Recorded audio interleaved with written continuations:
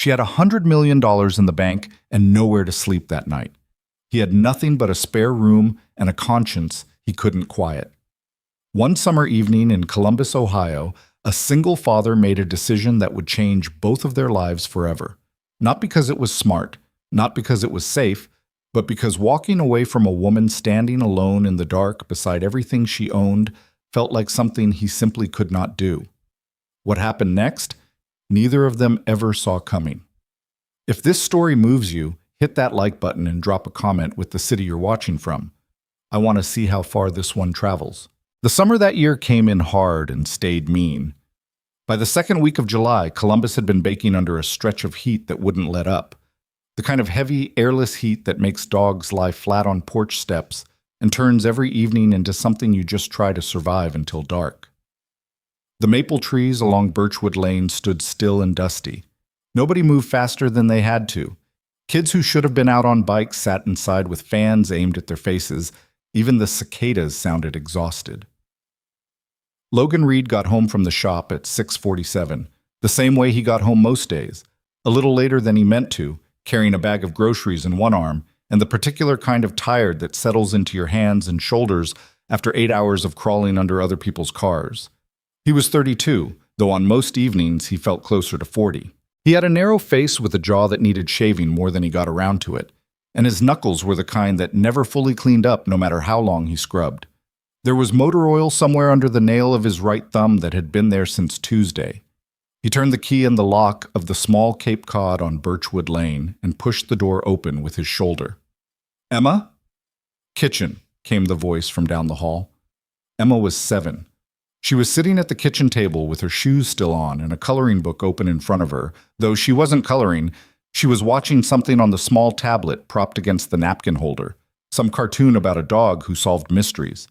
She'd gotten it into her head about 4 months ago that she was going to be a detective when she grew up, and Logan had learned not to argue with her about it.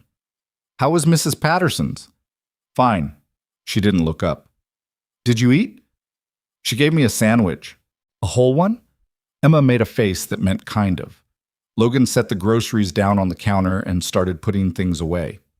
He'd picked up pasta, a jar of sauce, the specific brand of apple juice she would actually drink. The kitchen was small, but he kept it clean. That mattered to him.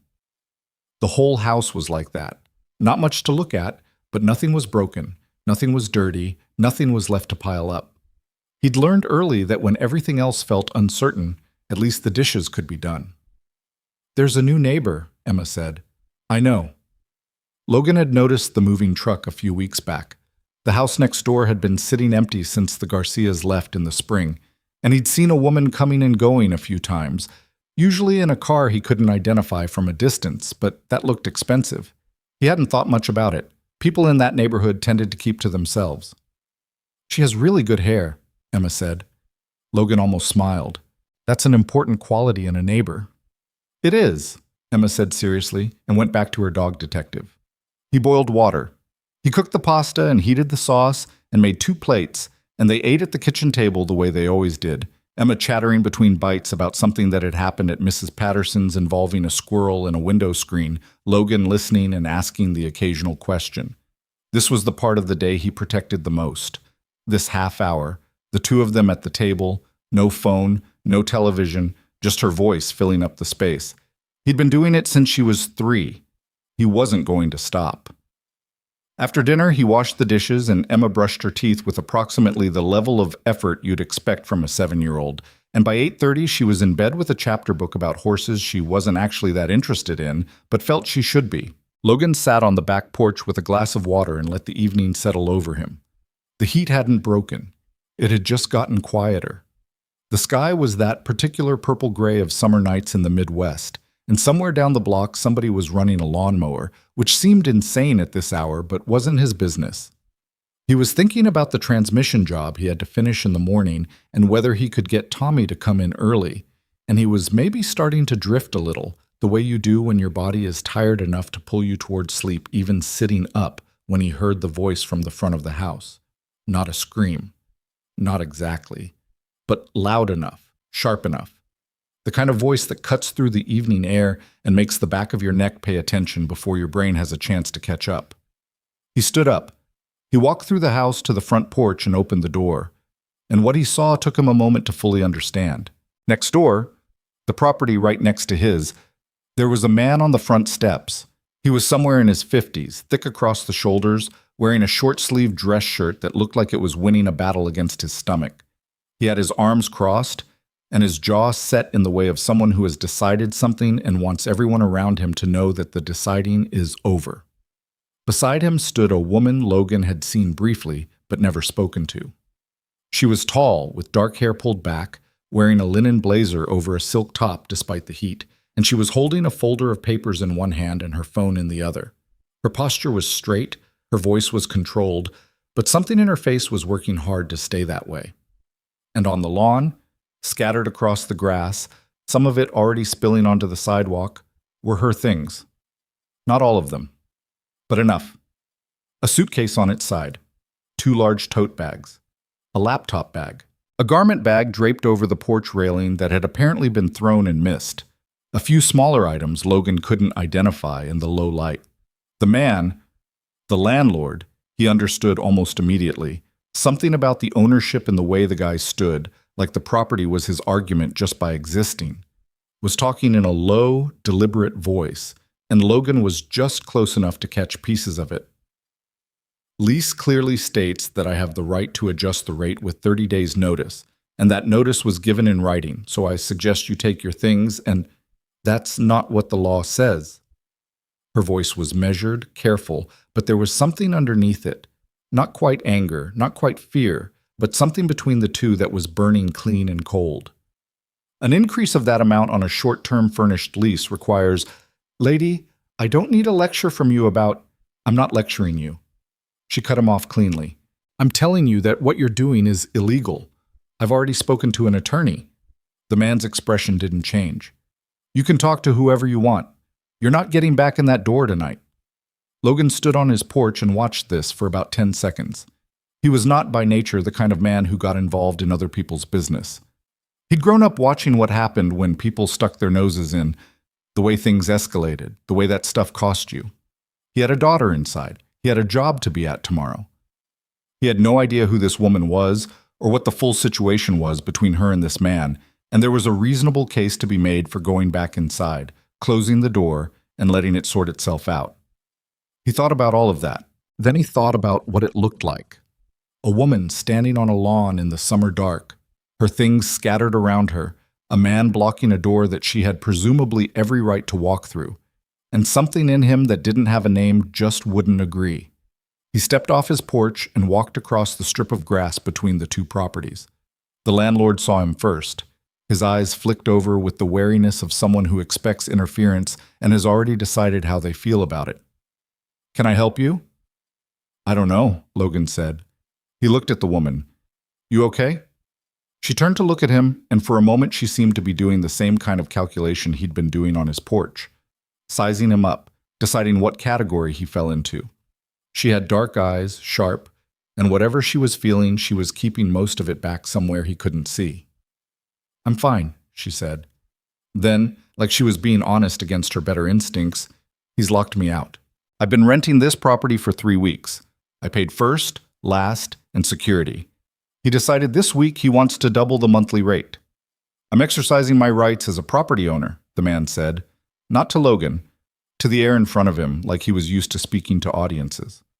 "In Ohio," Logan said, "you can't increase the rate on an occupied tenancy without proper written notice, and you can't lock someone out for refusing to pay an unlawful increase." He wasn't a lawyer. He knew this because a buddy of his had gone through almost exactly this situation 2 years ago, and Logan had spent 3 evenings on the phone with him going through tenant rights websites. That's called illegal lockout. The landlord looked at him for the first time like he was actually there. "And who are you?" "Her neighbor," Logan said. It was a simple sentence. He hadn't planned it. But something about the way it came out made the landlord's jaw tighten slightly. The woman, his neighbor, apparently, at least for tonight, was watching him with an expression he couldn't quite read. She wasn't grateful exactly. She wasn't performing relief. She just looked at him steadily, like she was still deciding. "Richard," she said, turning back to the landlord, "I'm going to make this simple for you. You can unlock that door, or tomorrow morning I'm going to file a formal complaint with the City Housing Board, the State Attorney General's Tenant Protection Division, and I'm going to have my attorney file for emergency injunctive relief. Your choice. Richard, the name fit him somehow, Logan thought, the way bad landlord names always seem to fit, looked at her for a long moment. He looked at Logan. He looked back at her. You'll hear from my attorney, he said, and went inside and locked the door. The sound of the deadbolt clicking over was very loud in the quiet evening. The woman stood on the lawn for a moment with her folder of papers and her phone and all her things scattered around her. She looked at the closed door. She looked at her belongings on the grass. She looked at Logan. Well, she said. Yeah, he said. She pressed her lips together. She wasn't going to fall apart. That was clear from the set of her jaw, the way she was already internally reorganizing, calculating next steps. But she was also, he could see, running through a very short list of options and not finding one she liked. I have a spare room, Logan said. She looked at him. You don't know me. I know you're standing in a front yard at 9 o'clock with everything you own and a landlord who just locked you out illegally. He shrugged one shoulder. I don't know what else I need to know to offer you a room for the night. I could be anyone. You could, he agreed. You also seem like someone who just handled that better than most people would have. Something moved across her face that wasn't quite a smile, but was adjacent to one. She looked at the house next door, the locked door, and then at the modest Cape Cod beside it with the porch light on. One night, she said. I can make other arrangements tomorrow. Okay, he said. I'll help you with your things. Her name, she told him as they carried her bags across the grass, was Victoria Sinclair. She said it the way people say their name when they're used to the name meaning something to other people, and they're waiting to see if it means something to this one. It didn't mean anything to Logan. He said it was nice to meet her and asked which bag was heaviest. The spare room was at the back of the house, across from the bathroom with the slightly temperamental hot water handle. Logan had been using it as a combination storage space and overflow for Emma's toys, and he spent 15 minutes moving boxes and an inflatable pool toy and 2 bins of Legos into the hall closet while Victoria stood in the doorway of the room looking at the space with an expression that he could not decipher but that he chose to interpret generously. There's a dresser, he said, and a closet. Clean sheets are in the hall closet. Let me grab them. It'll take me 2 minutes. She let him. He made the bed with the second best set, the blue ones Emma had picked out at a Target run last winter because she thought they looked like the ocean. He got a clean towel from the bathroom shelf and put it on the dresser. He stood in the doorway of the room and tried to see it the way she was seeing it. The modest furniture, the small window, with the curtain Emma had decorated with fabric markers sometime last spring, some kind of flowers or possibly stars. The hot water in the shower, he said. You have to turn it counterclockwise and then just a little clockwise, and then let it sit for 30 seconds before you adjust. I know. I keep meaning to call a plumber. Counterclockwise, then slightly back, she repeated. Yeah. She set her laptop bag on the dresser and looked around the room. Your daughter, she said. She won't be disturbed by a stranger in the house? She sleeps through a lot. He paused. I'll explain in the morning. She's 7. She mostly cares about her dog detective cartoon, so as long as you're not competing with that, you should be fine. Victoria looked at him for a moment. Dog detective cartoon, she said. It's a good show, actually. There was a pause. She pulled a travel toiletry bag from one of the totes and set it beside the laptop bag and seemed to exhale slightly, a very small release of something she'd been holding since before he'd seen her on the lawn. Then she turned to look at him in the doorway. Mr. I don't know your last name. Reed. Logan Reed. Mr. Reed. She seemed to hesitate, and it looked like hesitation cost her something. Thank you. Genuinely, this isn't something I'm used to navigating. Being locked out or accepting help? The almost smile again. Both, probably. He nodded. Bathroom's across the hall. Kitchen's there if you need water or whatever. I'm usually up around 6. I'm usually up around 5.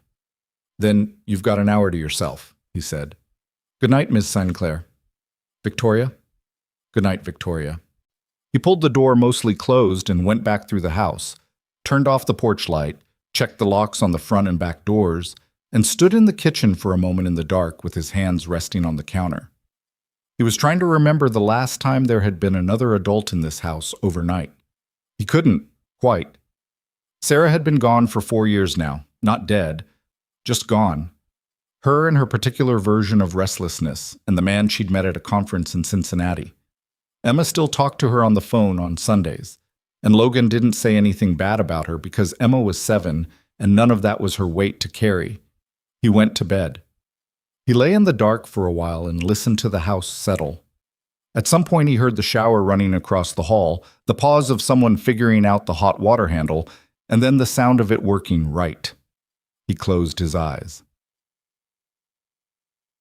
In the morning, Emma found her first. Logan was in the kitchen making coffee, and he heard Emma's feet on the stairs and then a pause. The particular silence of a child discovering something unexpected. And then a voice from the hallway. "Hi." A beat. Then a different voice, slightly lower, careful. "Hi. Are you the neighbor with the good hair?" Logan put down the coffee cup. What? "I told my dad you had really good hair."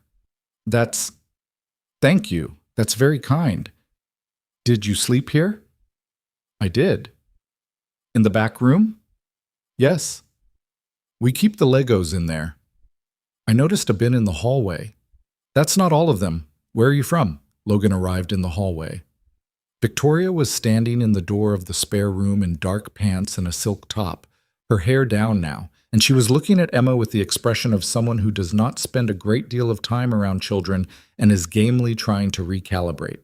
Emma was standing 2 feet away, looking up at her with the particular intensity of a 7-year-old who has decided something is interesting. "Emma," Logan said, "let the woman get a word in. I'm trying to. She keeps not answering." "I was answering," Victoria said. "I'm from New York, originally, though I move around a lot." "For work?" "Yes." "What do you do?" "Emma, it's all right." Victoria looked at his daughter with something that wasn't quite amusement, but wasn't discomfort either. Something more like genuine assessment, like she was taking her seriously. "I run a company, a technology company." "Like computers?" "Mostly software. Programs that help other businesses run better." Emma considered this. "My dad fixes cars." "I know. I've seen him working in the driveway. He's really good at it." "I believe that." Logan handed Victoria a coffee mug. It was the extra one, a plain blue mug, nothing fancy. She took it and wrapped both hands around it, and he noticed for the first time that her hands were not particularly steady. Not dramatically, not shaking, not anything obvious, but there was a tension in the way she held the mug that suggested the composure he'd seen on the lawn last night had been costing her something. "Emma, go get dressed," he said. "Mrs. Patterson's at 8:30. "It's only... Emma!" She went, but slowly, casting one more look at Victoria on the way up the stairs. Logan and Victoria stood in the kitchen. He poured her coffee. She sat at the table, which struck him as slightly surprising. He'd half expected her to stand to keep herself portable, to make it clear she wasn't settling in, but she sat and wrapped her hands around the mug and looked out the window at the backyard for a moment. "She's..." Victoria started. "A lot, I know. I was going to say refreshing." She looked at the table. "She just says what she's thinking." "You have no idea. It's not a criticism." She brought the coffee to her lips, and something in the set of her shoulders eased about 10%, the way good coffee can do when you need it. "I'll make calls this morning. My attorney, a hotel, a few other properties I have on a short list." "You don't have to rush. You have a daughter and a job and you don't know me. I know your landlord tried to illegally lock you out, and you handled it better than he deserved." He sat down across from her.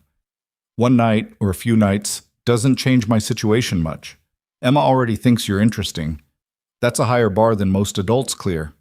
Victoria looked at him over the mug. She did that thing again. The assessment, the steady looking, the deliberate pause before she decided what to say. "How long have you been doing this alone?" she asked. 4 years. She was 3? "Yeah." "And you..." She stopped. "I'm sorry. That's not my business. Her mother and I separated. Emma's with me. He said it without the weight he used to say it with. Time had done something to that. Not healed it exactly, but flattened it, the way a scar sits flush when it's old enough. It works. I can see that. They sat with the quiet for a moment. From upstairs came the sounds of Emma doing whatever Emma did while ostensibly getting dressed, which Logan had long since learned usually involved 3 or 4 stops along the way for no particular reason. My company is being watched right now, Victoria said. There's a board situation I can't fully discuss publicly. A potential acquisition that some people want and some people don't. She said this matter-of-factly, not dramatically. The point is that I came here to be somewhere quieter while that sorted itself out. A furnished rental in a residential neighborhood. Nothing visible. And the landlord figured out who you were, Logan said. She looked at him. What makes you think that? Because somebody doubles the rent on a short-term tenant 3 weeks in.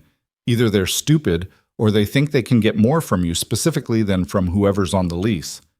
Victoria was quiet for a moment. He recognized me, she said. Last week, someone he knew told him. He came to the door and was very pleasant about it and mentioned that he had some property maintenance costs coming up and that he would need to revisit the rate. And you told him no. I told him the contract he'd signed didn't permit it. And then he locked you out. And threw my garment bag in the general direction of the porch railing, yes.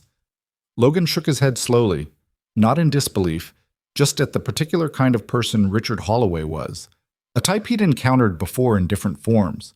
The kind of man who saw leverage and didn't think twice about using it on someone, never imagined they might push back. Your garment bag is okay, he said. I hung it on the hook in the room. Something crossed her face that he couldn't quite name.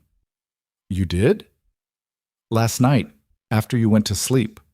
She looked at him for just a moment too long, and then she looked at her coffee. Upstairs, Emma called down, Dad, I can't find my other shoe, with the particular energy of someone who has been looking for approximately 15 seconds. Logan stood. Coming?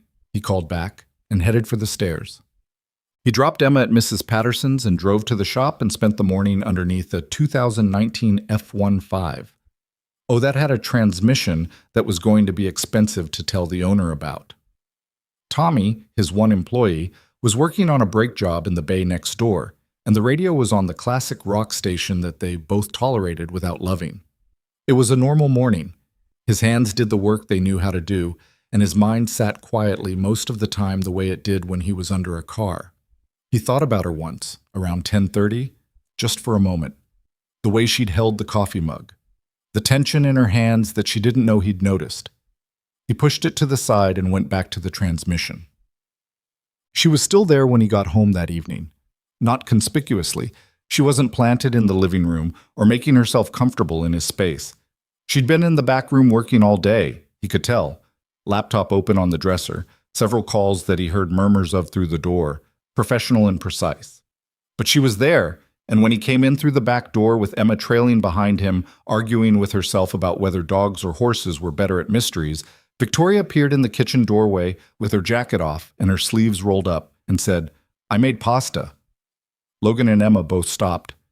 You cooked? Emma said. Don't sound so surprised. Did you find everything? Logan asked. You don't have basil, or a proper pot, no offense. None taken.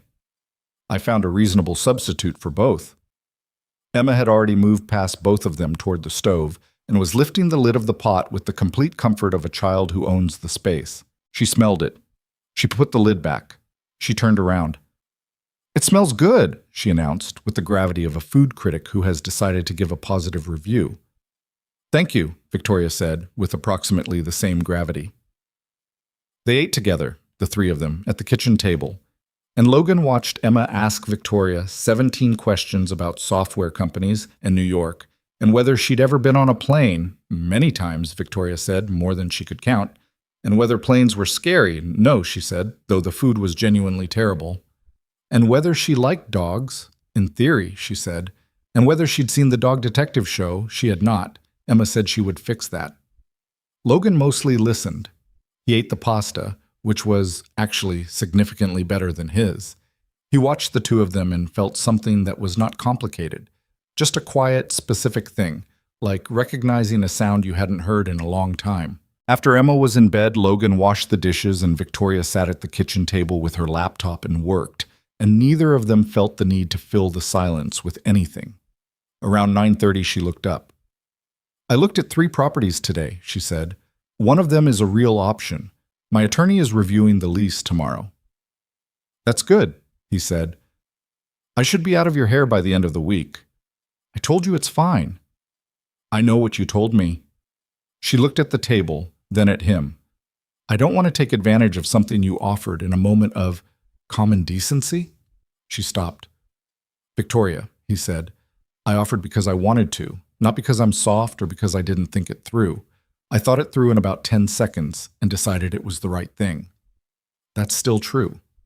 She looked at him for a long moment, not the assessment this time, something slightly different, something that was starting to be more honest than that. "You're a strange man, Logan Reed," she said. "My daughter keeps telling me that." "She has good instincts." "Yeah," he said. "She really does." Outside, the heat had finally started to break. A small wind was moving through the maple trees along Birchwood Lane for the first time in days, and somewhere down the block a lawn sprinkler had come on late, the soft percussion of water against grass carrying through the window screen. Victoria went back to her laptop.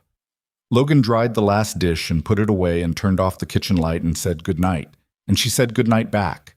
And he lay in bed in the dark and thought about transmission ratios and Richard Holloway and the way a woman with everything had looked at a blue coffee mug like it was something worth being grateful for. Sleep came slower than usual, but it came. Bagged. The days stacked up the way days do when nobody is making a point of counting them. The property Victoria had liked fell through, not her fault, a lease clause the attorney flagged that made it a non-starter. Then the second option needed 3 weeks of notice before occupancy.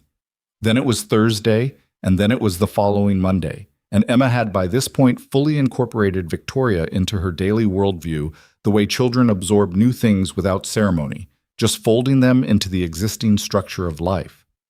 Victoria did homework with Emma on Tuesday evening because Logan was stuck late at the shop with a job that ran over.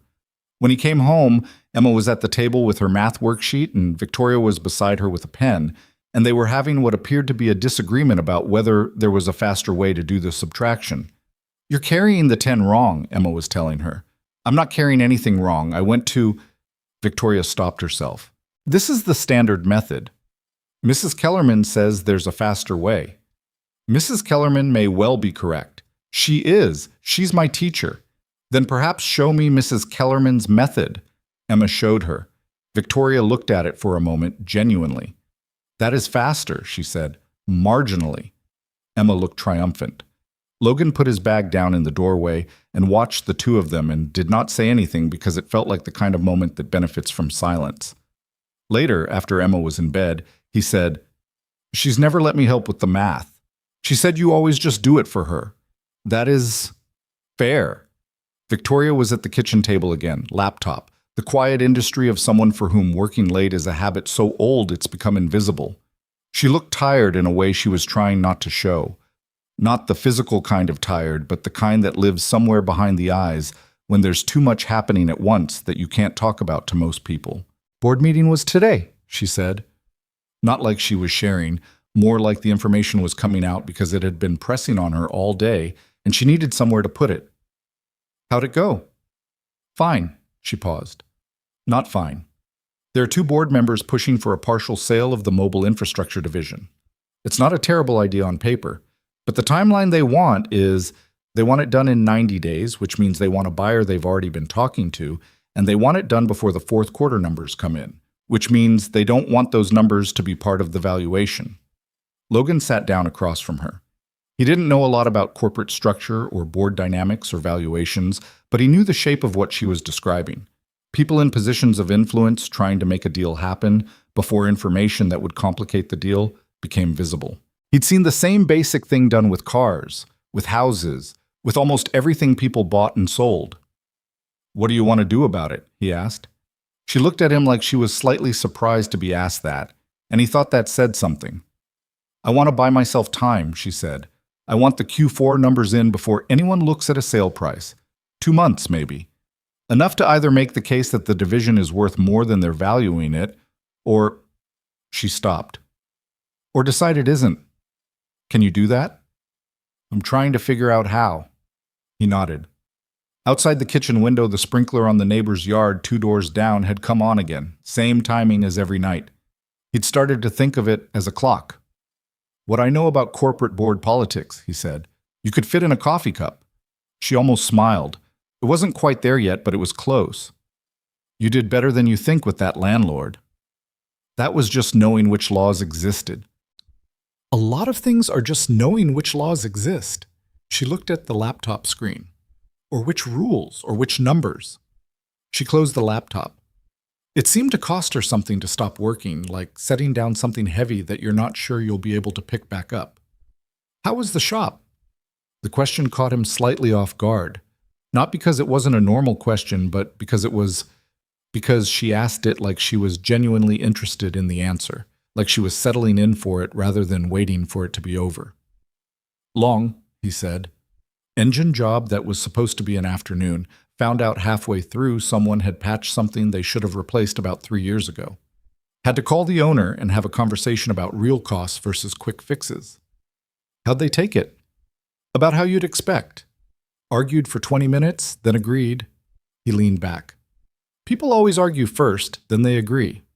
I've stopped taking the arguing personally. That's useful in board meetings, actually. I imagine it's useful in most places. She looked at him across the table in the kitchen that was not hers, in the house she was supposed to have left by now, in the quiet that had become less strange each night. And she said, "You're doing this on purpose, aren't you?" Doing what? Making it easier for me to be here. She said it without accusation, just as an observation. The coffee. Checking if I need anything, not asking questions when you can see I'm not ready to answer them. He thought about it for a moment. I'm just being normal. Nobody's just being normal. People either want something or they're afraid of something. Usually both. She paused. What are you afraid of? Logan looked at her. The question landed differently than it might have from anyone else.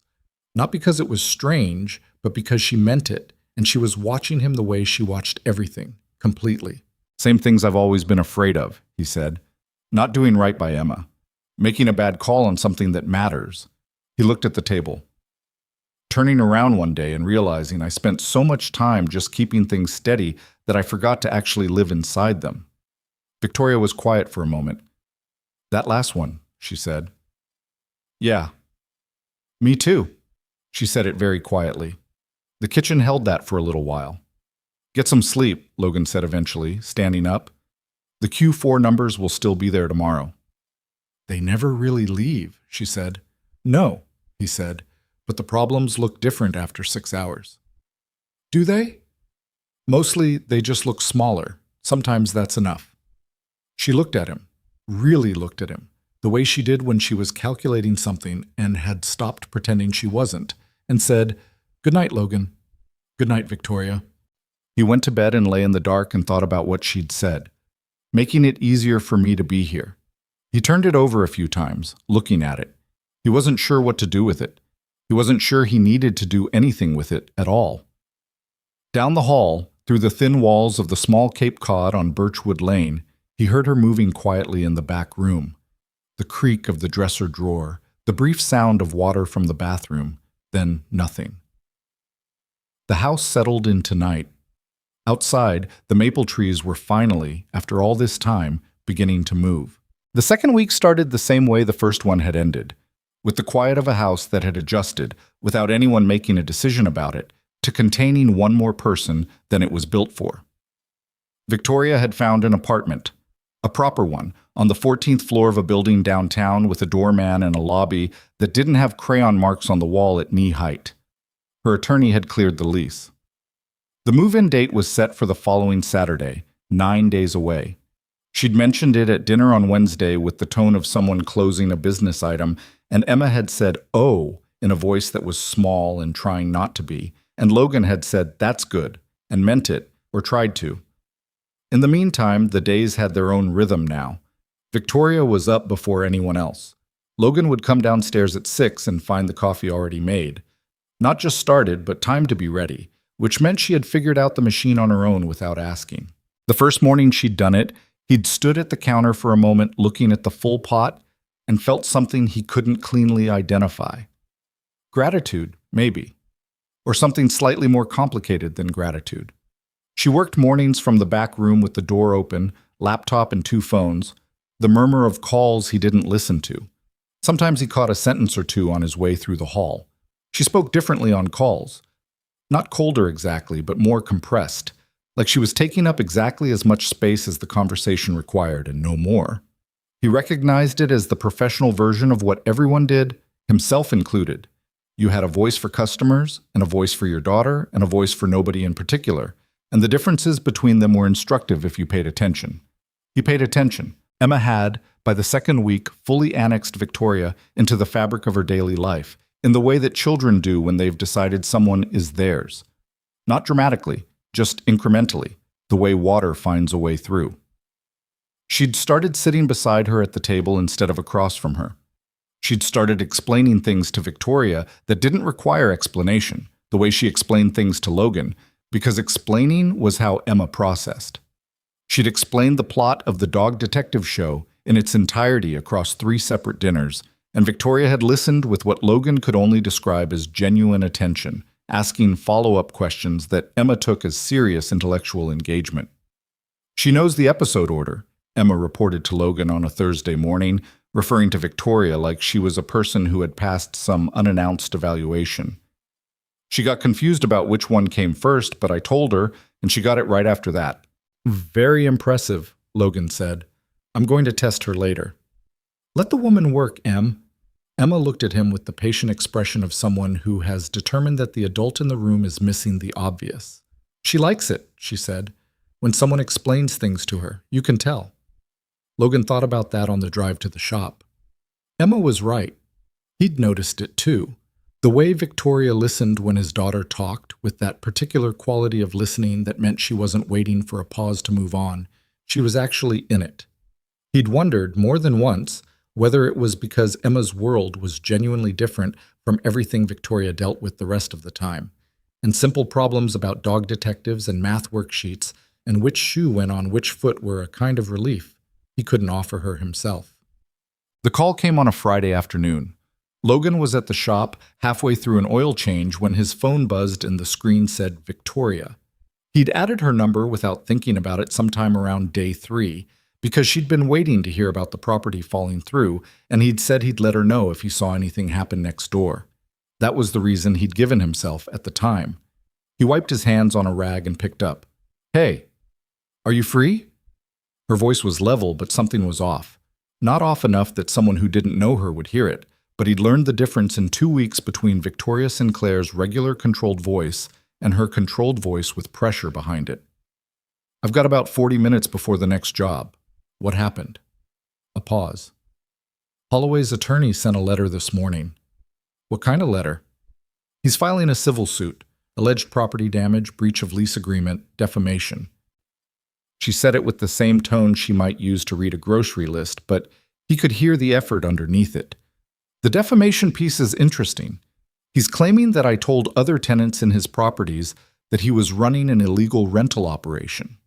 Did you? I told one woman, a tenant I met through my own attorney during the complaint process, that she might want to document any lease irregularities she'd experienced and that there might be others in a similar situation. She paused. That's not defamation. That's conversation. No, it's not defamation, he agreed. It's also probably exactly what he's afraid of. She was quiet for a moment. He heard what might have been a window, the ambient sound of a room with air in it. He wants this to go away. The suit is a pressure play. Cost, time, public attention. He's hoping I settle. Are you going to? No. No hesitation. Then what do you need? Another pause. This one longer. Like she'd gotten to the question she actually called about and was now deciding how to ask it. The night he locked me out, she said, you were on your porch. You saw what happened. I did. My attorney asked if there were any witnesses. I told her I needed to ask someone first. She stopped. I wasn't going to assume. Logan leaned against the side of the car and looked at the ceiling of the shop, the industrial fluorescent lights, the water stain in the corner he kept meaning to report to the landlord of the building, Tommy's music coming from the other bay. Simple, specific life. What does the attorney need from me? He said. A statement, initially. Maybe testimony if it goes further. Okay. It could get complicated. Holloway's attorney is Victoria. She stopped. I said okay, he said. Tell me where and when. The pause that followed had a different quality from the others. Like she'd been ready to make a case and hadn't needed to, and now had to adjust. I'll send you her information, she said. Her name is Dana Marsh. Got it? Logan, she started and stopped. I don't want you to feel like you're being pulled into... I was already there, he said. I was already a witness. All I'm doing is saying so. He could hear her breathing, just barely. Thank you, she said. The same way she'd said it the first night, in the spare room doorway.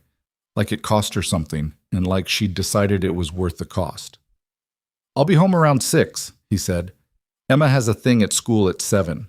Some kind of art presentation. You should come if you want.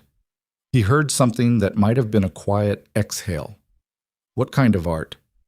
She's been making a papier-mâché horse for 3 weeks. I've been hearing about it daily. She claims it's her best work to date. High bar for a 7-year-old.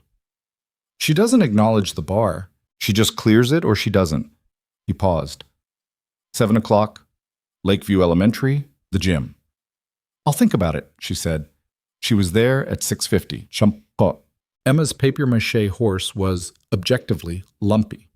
One of its legs was significantly shorter than the others, and it listed to the left in a way that suggested structural compromise. Its face was painted with a confidence that slightly exceeded the technical execution. Logan stood in front of it in the Lakeview Elementary gym with a paper cup of apple juice from the refreshments table and looked at it with the careful expression of a man who is not going to say a negative word about this horse. It's very expressive, Victoria said beside him. It really is. The leg situation gives it character. That's exactly the word I was looking for. Emma was across the gym talking to her friend Maya and occasionally glancing over to check whether the adults were giving the horse the appropriate level of attention.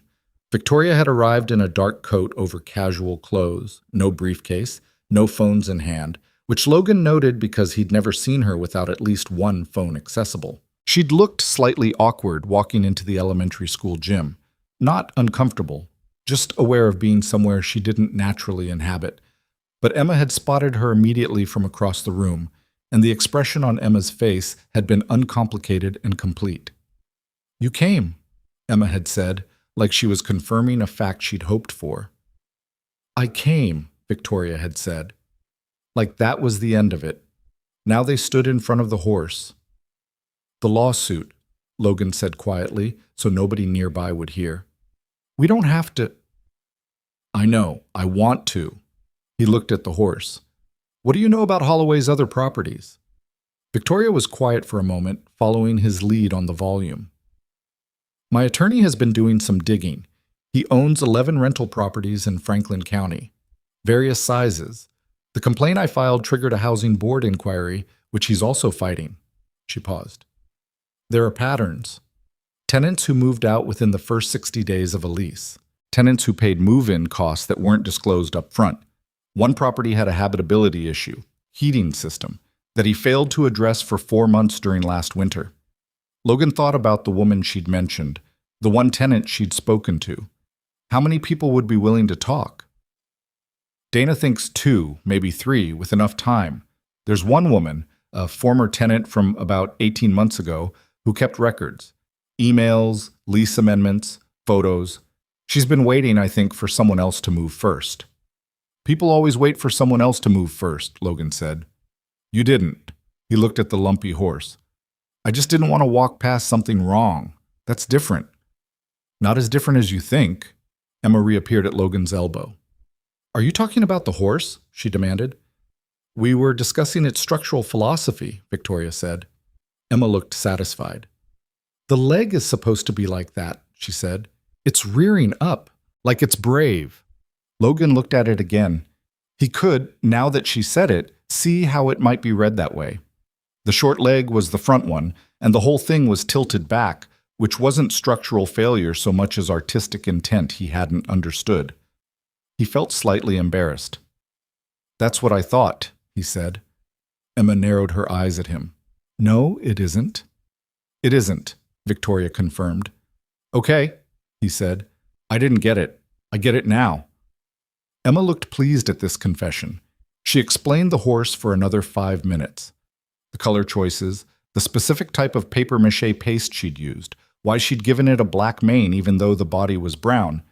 And Victoria listened with the full listening that Emma had identified and approved of, asking exactly the right questions at exactly the right moments. Driving home, Emma fell asleep in the back seat before they reached the end of the school block, which was something she did sometimes after events where she'd been the center of attention. Burned through everything she had. Logan glanced in the rearview mirror and she was completely out, her head tilted against the window and her mouth slightly open. Victoria was in the passenger seat. This was new. Usually she drove herself or took a car service. Tonight she'd just gotten in, and Logan hadn't said anything about it. "She's something," Victoria said, keeping her voice low. "Yeah." "Does she know does she understand that she's unusual in how she is? I try not to make her feel like a project." He kept his eyes on the road. "She's just her. I mostly try to keep up." Victoria was quiet for a moment. The streetlights moved over the windshield in slow rhythm. "My parents were very focused on outcomes," she said. "School performance, image, what things looked like from the outside. I spent a lot of time performing competence before I actually had any." She paused. "Emma performs nothing." "No," he agreed. "She really doesn't. It's harder than it sounds, to just be what you are in front of people." He thought about that. "What changed that for you?" "Building something that failed first, then something that almost failed. By the time anything actually worked, I'd stopped being able to pretend about what it cost." She looked out the window. "You stop performing when you run out of the energy for it." Logan thought about what that looked like from the outside. Victoria Sinclair, tech billionaire, always composed, always in command, and what it cost to maintain that, and what it felt like when the bill came due somewhere nobody was watching. "The board situation," he said. "Is it related to the lawsuit somehow, or separate?" "Separate. Though Holloway may think my having other problems makes me more likely to settle." She looked at her phone, which she'd finally retrieved from her coat pocket. "He'd be wrong about that." "I didn't think he'd be right." She almost smiled. The car was quiet, Emma's soft breath from the back seat, the only sound besides the road. "There's a deposition," Victoria said. "Probably in 3 or 4 weeks. Dana will want to prep you. Tell her to call me. She'll probably have a lot of questions." "That's what depositions are." "Logan." She said his name like she was putting something down carefully. "I know I keep saying thank you like it's sufficient. It is sufficient. It doesn't feel—" She stopped. "I'm not used to accepting help without understanding what someone wants in return." He glanced at her. "What would you give me if you could give me whatever you thought was fair?" She considered it seriously, which was very Victoria. She wouldn't give a flippant answer just because he might accept one. "I don't know," she said finally. "I don't know what you need." "That's honest?" "I'm trying to be." "Then we're fine," he said. "I don't need to be compensated for doing something because it's right." She looked at him for a moment in the dark of the car, and he kept his eyes on the road because looking back would have meant something neither of them was ready to name. She moved into the apartment on a Saturday morning. Logan helped carry boxes. He hadn't offered exactly. It had just happened the way things happen between people who had stopped pretending the arrangement was temporary, even while it was in fact temporary. He showed up with his truck, and she had 2 bags and 4 boxes, and she said she was having the rest shipped from New York. And they loaded the truck in 2 trips while Emma sat on the porch steps with her dog detective cartoon on the tablet and watched them with the expression of someone noting information for later use. The apartment was everything the spare room wasn't. 14th floor, clean lines, a kitchen with appliances that were clearly designed to be looked at more than used. The kind of place that cost money not just to rent, but to exist inside without ruining it. Logan set a box down on the counter and looked around and felt, for the first time how large the distance was between where she'd been sleeping for 2 weeks and where she actually lived. "Nice place," he said. "It's fine." She was already opening a box. "It's temporary. A few months, maybe. Then what?" "Then I figure out where I'm actually going to be." She pulled out a small framed photograph and looked at it for a moment before setting it on the counter. He couldn't see who was in it. "The company headquarters is in New York, but I've been thinking about Columbus." He waited. "There's a logistics tech firm here I've been watching for 2 years," she said. "They're at the stage where outside investment could do something real. And She stopped. "Columbus is quieter." "It is," he agreed. "I work better when it's quieter." He thought about the 2 weeks of her in the back room with the door open, the coffee already made, the sound of her voice in the mornings as she managed whatever was happening in New York from a Cape Cod house with a malfunctioning water heater. She had worked constantly. She had also, during those 2 weeks, seemed like someone who was finally sleeping. "You're still going to come for dinner," Emma had told her that morning when they were loading the last box. Not a question. A scheduling assertion delivered with the confidence of someone who runs their own calendar. Victoria had looked at her for a moment. "I have Tuesdays," Emma had said. "Tuesdays and maybe Sundays if you're not busy." "Emma," Logan had started. "It's a reasonable schedule," Emma had said, still looking at Victoria. Victoria had looked at her for another moment, and whatever she saw in Emma's face, the openness of it, the complete absence of strategy, had done something to her own. "Tuesdays," Victoria had said. "I'll try for Sundays." Emma had nodded like this was a contractual agreement now in force and gone back to her tablet. Now, in the clean, empty apartment, Logan set the last box down and looked at Victoria, looking at the space around her. She was doing the same thing she'd done in the spare room doorway on the first night, assessing, calculating, but the expression this time was slightly different, slightly less sure of what the calculation was supposed to produce. "Good bones," he said. She looked at him. "The apartment," he said. "Good bones. You can make it work." "I'm sure I can," she said, but something in the way she said it suggested she wasn't thinking about the apartment. He picked up his keys. "I'll leave you to it." "Logan?" He stopped. She was standing in the middle of the empty living room in the good clothes she always wore, her hair pulled back, looking at him with something on her face that she wasn't trying to cover. It was the first time he'd seen that. The not covering. "Those 2 weeks," she said. "I want you to know that it wasn't just convenient. It mattered. The room and the coffee and the—" She stopped. "Emma's horse." He almost laughed, caught himself. "Yeah," he said. "I know. I don't say things I don't mean." "I know that too." She looked at him for another moment, and then she looked at the window, the Columbus skyline laid out against the October sky. "I'll see you Tuesday," she said. 7 o'clock, he said. "Emma makes the pasta now, so manage your expectations." She smiled. A real one, this time, not the almost kind. It changed her face. He'd seen it before, but not enough to be used to it. He left before he did something inadvisable. The weeks that followed had a shape to them that nobody designed. Tuesdays happened. Sundays happened most of the time. Victoria would arrive at 6:30 or 7, usually with something. Not always dinner. Sometimes a book Emma had mentioned in passing. Once a very specific brand of apple juice because she'd noticed it was the one Emma would actually drink, and the store near her apartment carried it. She didn't make a production of these things. She just brought them and put them on the counter and moved on. And Logan noticed every single one and didn't say more than was necessary about any of them. He drove by the house next door sometimes. He couldn't help it. It was next door. It wasn't something you avoided. The new tenant hadn't moved in yet. The lawn was tidy. The windows were dark. Richard Holloway had filed his suit and gone quiet, which Logan knew from Dana Marsh's office, where he'd sat for an hour and a half on a Tuesday afternoon and given a recorded statement about what he'd seen. He'd described it plainly.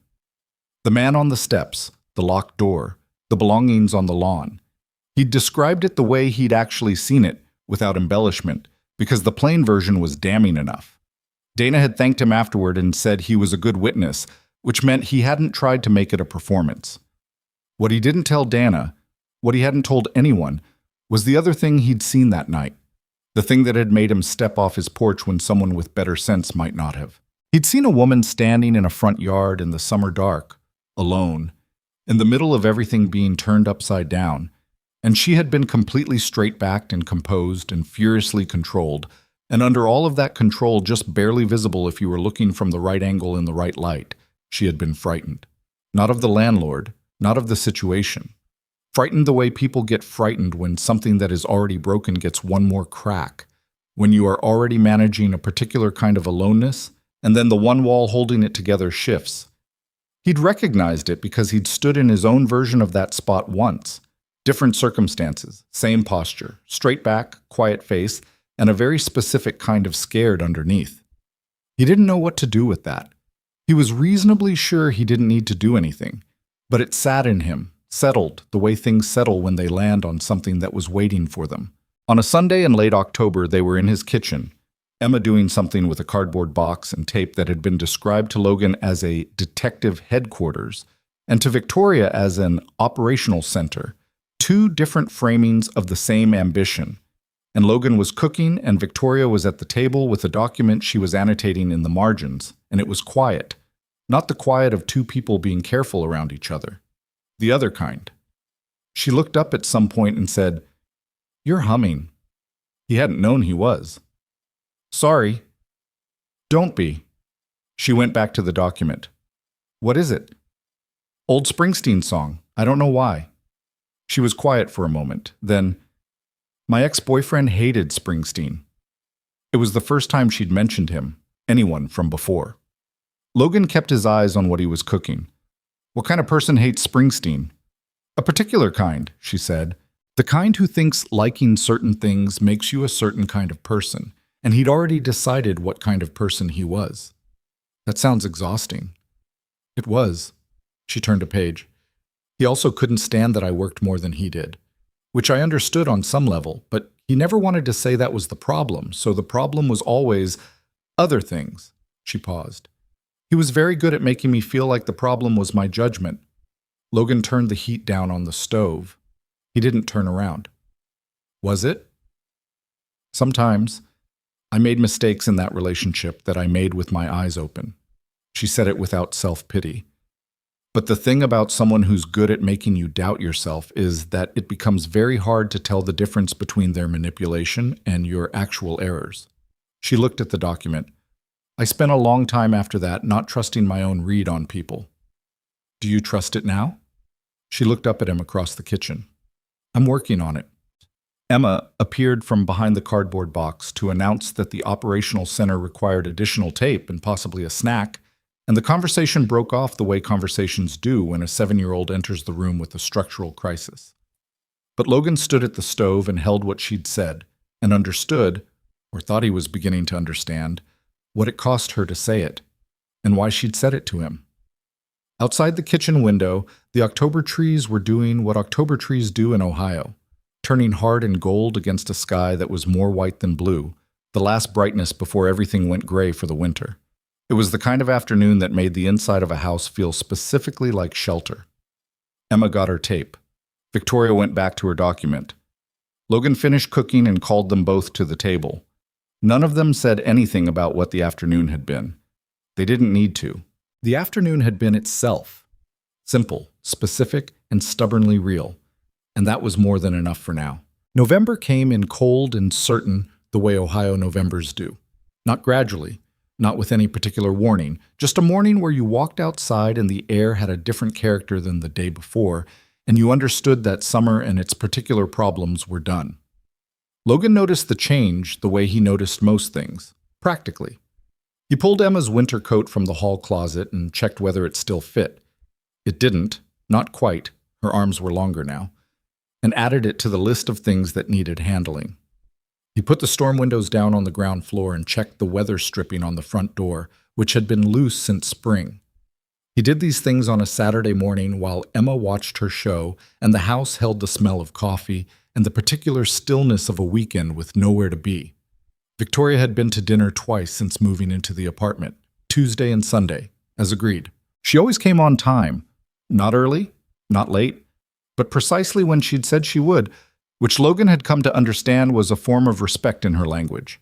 She helped without being asked and argued with Emma about television without condescension and left at 9 or 9:30 with a quality of reluctance she never named out loud, but that was visible if you were paying attention. He was paying attention. He just hadn't decided what to do about it yet. The deposition had been scheduled for the second week of November.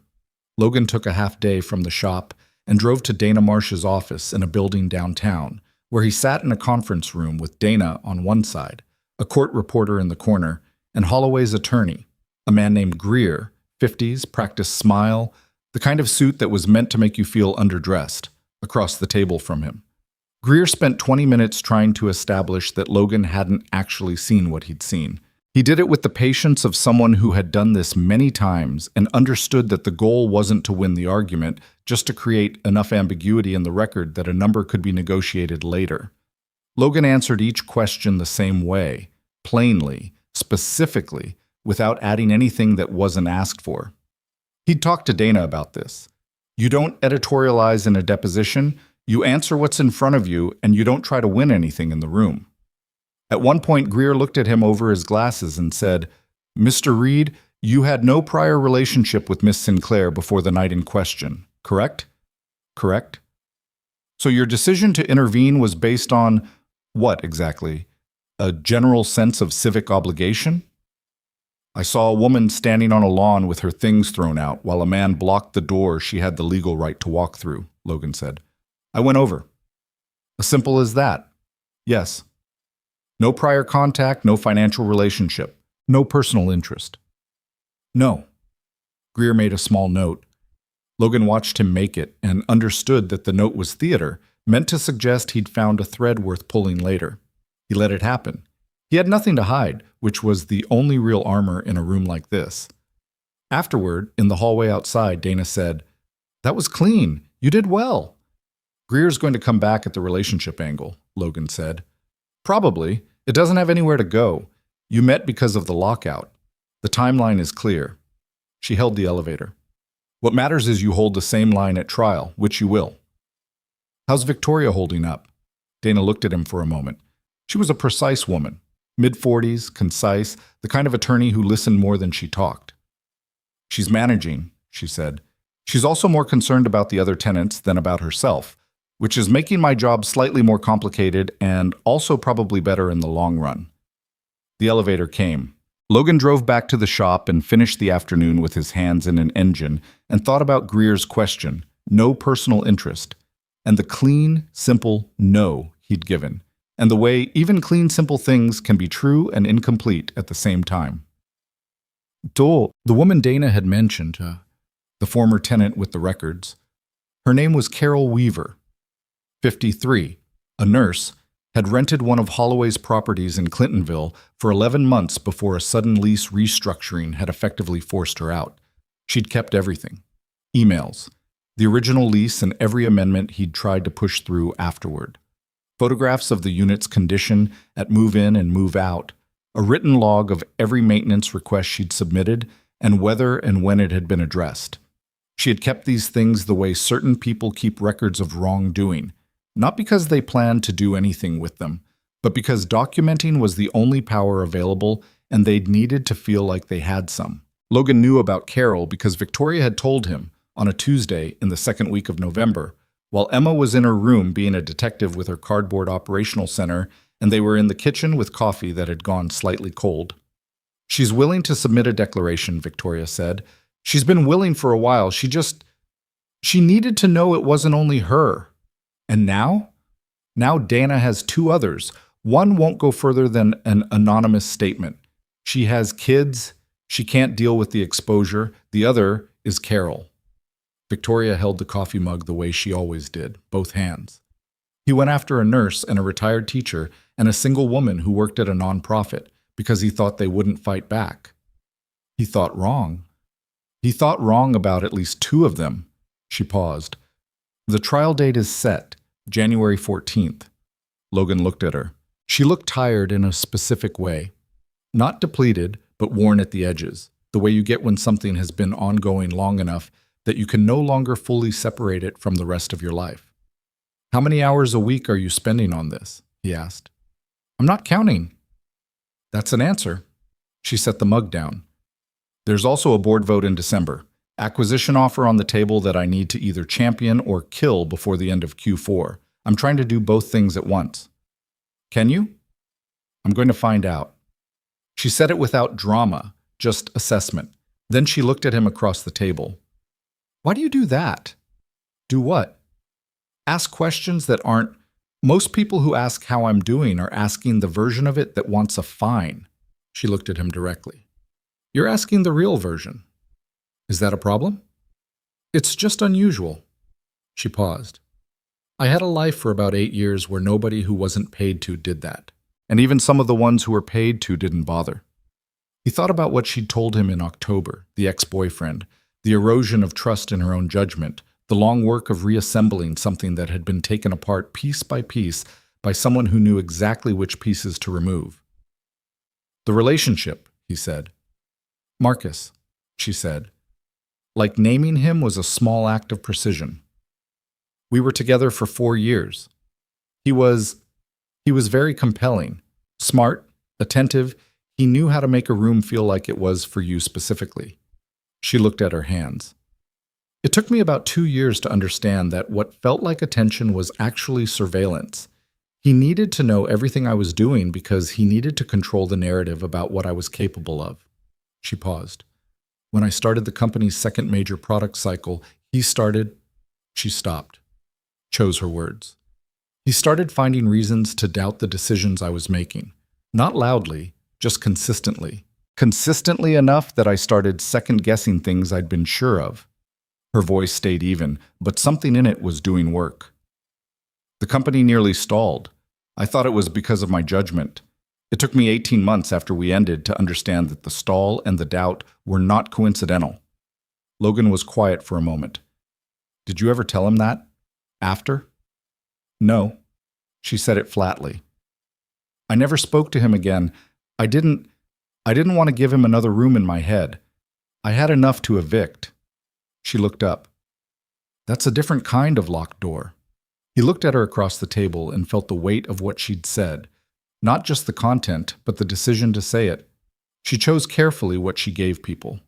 He understood by now that this wasn't coldness. It was survival. Learned the hard way, the practice of a person who'd had careless openness used against her until she'd built the walls necessary to function. And she'd said it anyway. You're not making those mistakes now, he said. With the board situation, with Holloway. You're not second-guessing things you're sure of. She looked at him. How do you know? Because I've watched you work for a month, he said. You know exactly what you're doing. You're just tired. Something moved across her face. Something that wasn't gratitude exactly, but that lived in the same neighborhood. Logan, Dad. Emma was in the doorway in her pajamas, holding a flashlight. The operational center needs a test. They both turned.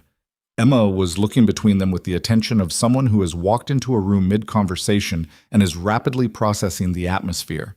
A test, Logan said. I need someone to hide a clue and I need to find it. She looked at Victoria. You could hide it. You're new to the operational center, so you don't know the optimal locations. That's an interesting use of my ignorance, Victoria said. It's strategic. Emma held out a folded piece of paper. This is the clue. Hide it somewhere in the house, and I'll find it in under 4 minutes. Victoria took the paper. She looked at Logan. He spread his hand slightly, which meant your call, and also meant this is your life now, somehow. Victoria stood up and said, 4 minutes is generous, and went to hide the clue. Emma set a timer on the microwave and looked at Logan with the focused expression of someone preparing for an operation. He looked back at her, and then at the doorway where Victoria had disappeared, and felt something in his chest that had been quiet for a long time make a small, inconvenient sound. He ignored it. He was getting less good at that. Emma found the clue in 3 minutes and 40 seconds, which she announced with great satisfaction. Victoria had hidden it inside the spare room's closet, tucked into the pocket of a coat that was hanging there, which Emma had found by a process of elimination she explained at significant length. Victoria listened to the explanation with the same full attention quality that Emma had catalogued and approved, and then said, Next time, I'll account for systematic elimination. You'll have to be smarter, Emma agreed. I'll try. 4 minutes is what amateurs get, Emma told her. Professionals get 3. Then I'll aim for 2.5. Emma looked extremely pleased about this. She went back to her room, operational center, and the ongoing life of her own imagining, and the house settled back into its evening quiet. The following Tuesday, Victoria didn't come for dinner. She'd sent a text at 5:47. Board call running late. I'm sorry. Tell Emma I'll make it up to her. And Logan had told Emma, who had said okay, in a way that meant it wasn't entirely okay, but she was working on it. And they'd had dinner for 2, and Logan had put the extra pasta in a container in the fridge. He texted back, She says okay. How's the call? 30 minutes later. Long. How's Emma really? She's fine. She'll live. I'll make it up to her Sunday. You don't have to. I want to. He put his phone down and washed the dishes, and didn't analyze the conversation. He was very intentionally not doing that. She came Sunday. She brought the right brand of apple juice and a book about a girl who solved crimes by studying insects, which Emma opened immediately and did not put down for 2 hours, which Logan counted as a significant endorsement. He and Victoria cooked together that Sunday, not the way he usually cooked, which was alone while someone talked to him, but actually together in the small kitchen, which required a certain amount of negotiation about who was near the stove at any given moment. She was a better cook than she'd let on in the beginning, or maybe she'd just gotten comfortable enough to show it. She moved confidently in the space, didn't ask where things were anymore, reached for the right cabinet without looking. You know where everything is, he said. I've been here enough. You've been here enough, he agreed. They moved around each other in the kitchen, and something about the easiness of it, the way they'd learned each other's habits without making a project of it, sat in Logan's chest with the particular weight of things that matter before you've admitted they matter. After dinner, Emma fell asleep on the couch before 9, which happened sometimes on Sundays when she'd burned through the week. Logan carried her upstairs and tucked her in and came back down to find Victoria in the kitchen, washing the dishes. You don't have to do that, he said. I know. He leaned against the doorframe and watched her for a moment. The board vote, he said. When is it? December 12th. She didn't look up from the sink. 11 days. What's going to happen? I'm going to win, or I'm going to lose, or it's going to be close enough that I'll have to go back and make the case again. She turned off the water and dried her hands on the dish towel. His dish towel, the one with the fraying corner that had been there for 2 years. I've done everything I can do. Have you? She looked at him. What? Have you actually done everything, or are you just tired enough that it feels like everything? She was still for a moment. Then, that's an annoying question. I know. There's one board member, she said slowly. Carla Hewitt. She's been quiet through all of it, hasn't signaled either way. If she votes with the acquisition side, it passes. If she abstains or votes against, I have the numbers. Have you talked to her directly? We've had 2 calls. She's measured. What does she actually want? Not what she says. What does she want? Victoria was quiet for a moment, looking at the dish towel in her hands. She wants to know the company is going to be here in 5 years. She came in on the second round of investment. She's not interested in a short-term return. She's interested in durability. Then tell her that, Logan said. Not the strategy version, the actual version. What you told me about why you started the mobile division and what you think it becomes in 5 years if it isn't sold off to someone who's going to strip it. She looked at him. How do you know I told you the actual version? Because you were tired that night and you stopped trying to make it sound like a pitch. She held his gaze for a moment. Then she set the dish towel down on the counter and said, You're either very perceptive or you've been paying a lot of attention. Both, he said.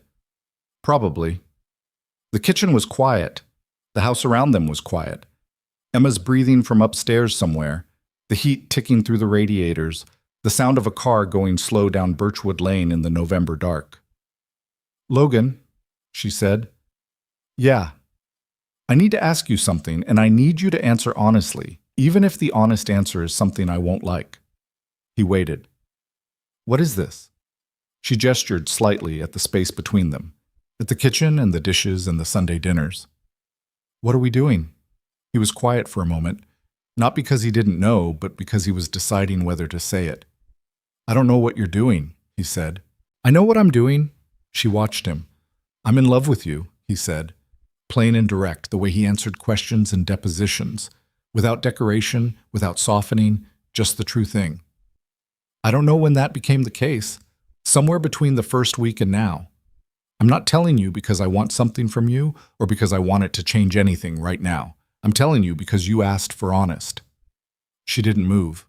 Her expression didn't perform anything, didn't perform surprise, didn't perform warmth to soften the impact. She just looked at him with those dark eyes, and he let her look and didn't try to walk it back. I'm terrified, she said finally. I know. I don't mean of you specifically. I mean, she looked at her hands. The last time I trusted my read on someone, I was wrong. And it cost me things I'm still figuring out how to account for. She looked up. I trust you more than I've trusted anyone in years. And I can't tell if that's my judgment improving or if I'm about to make the same mistake with different circumstances. I can't answer that for you, he said. I know. All I can tell you is what I am, not what he was, not what anyone else was. What I am is what you've already seen. He pushed off the doorframe and stood straight. I'm a mechanic with a 7-year-old who stays up too late and an opinion about transmissions that most people don't want to hear. I don't have Marcus's money or his boardrooms or whatever it is he used to perform being impressive. I'm just this. He paused. If that's enough, it's enough. If it isn't, I understand that too. Victoria looked at him for a long time, the kind of looking that has weight to it. You've never tried to be impressive, she said. Not once. Not even at the beginning when I didn't know you. No. That's actually the thing, she said. That's the specific thing I can't get past. She said it like she was confirming a diagnosis she'd been avoiding. Everyone who's wanted something from me has started by trying to impress me. You started by asking which bag was heaviest. He almost smiled. It was practical. It was, she said. It was so practical. And something in her face broke open, just slightly, just enough. Not dramatically, not the way it happens in films, just a small, honest crack in something that had been holding very tight for a very long time. She didn't close the distance between them. He didn't either. It wasn't the moment for that. They were both too aware of what it would mean to move too fast, both too familiar with what breaking something irreplaceable felt like. But she reached across the counter and put her hand over his. Briefly. Just a few seconds, warm and deliberate. I'm not saying no, she said. I'm saying I need to not wreck this, whatever it is. Then we won't wreck it, he said. We'll just let it be what it is. She removed her hand. She picked up her coat from the chair where she'd left it. She looked at him once more with an expression that was the most open he'd ever seen from her. And then she looked like someone who has decided to trust something and is quietly terrified about it, which was different from all the other kinds of Victoria Sinclair he'd seen. Good night, Logan. Good night. He locked the door after her and stood in the kitchen for a long moment in the quiet. The coffee cups from earlier were on the counter. Emma's operational center had left a strip of masking tape on the doorframe that he hadn't noticed until now. The radiators ticked. Outside, the November dark was complete and cold and clear. He turned off the light. Upstairs, Emma slept with the insect detective book open across her chest, having read 12 pages before going under. Logan marked her page and set the book on the nightstand and looked at his daughter's face in the low light from the hall. Her particular face, the one that looked slightly more like her mother every year in ways he sometimes didn't know what to do with, and the parts that looked like no one but herself. He thought about what he'd said in the kitchen. He didn't regret it. He hadn't said it to move things forward or to stake a claim or to change the balance of what they were to each other. He'd said it because she'd asked for the truth, and the truth was what she'd gotten. What happened next was what happened next. He went to bed and slept better than he had in weeks, which surprised him, and also didn't. 2 days later, Dana Marsh called.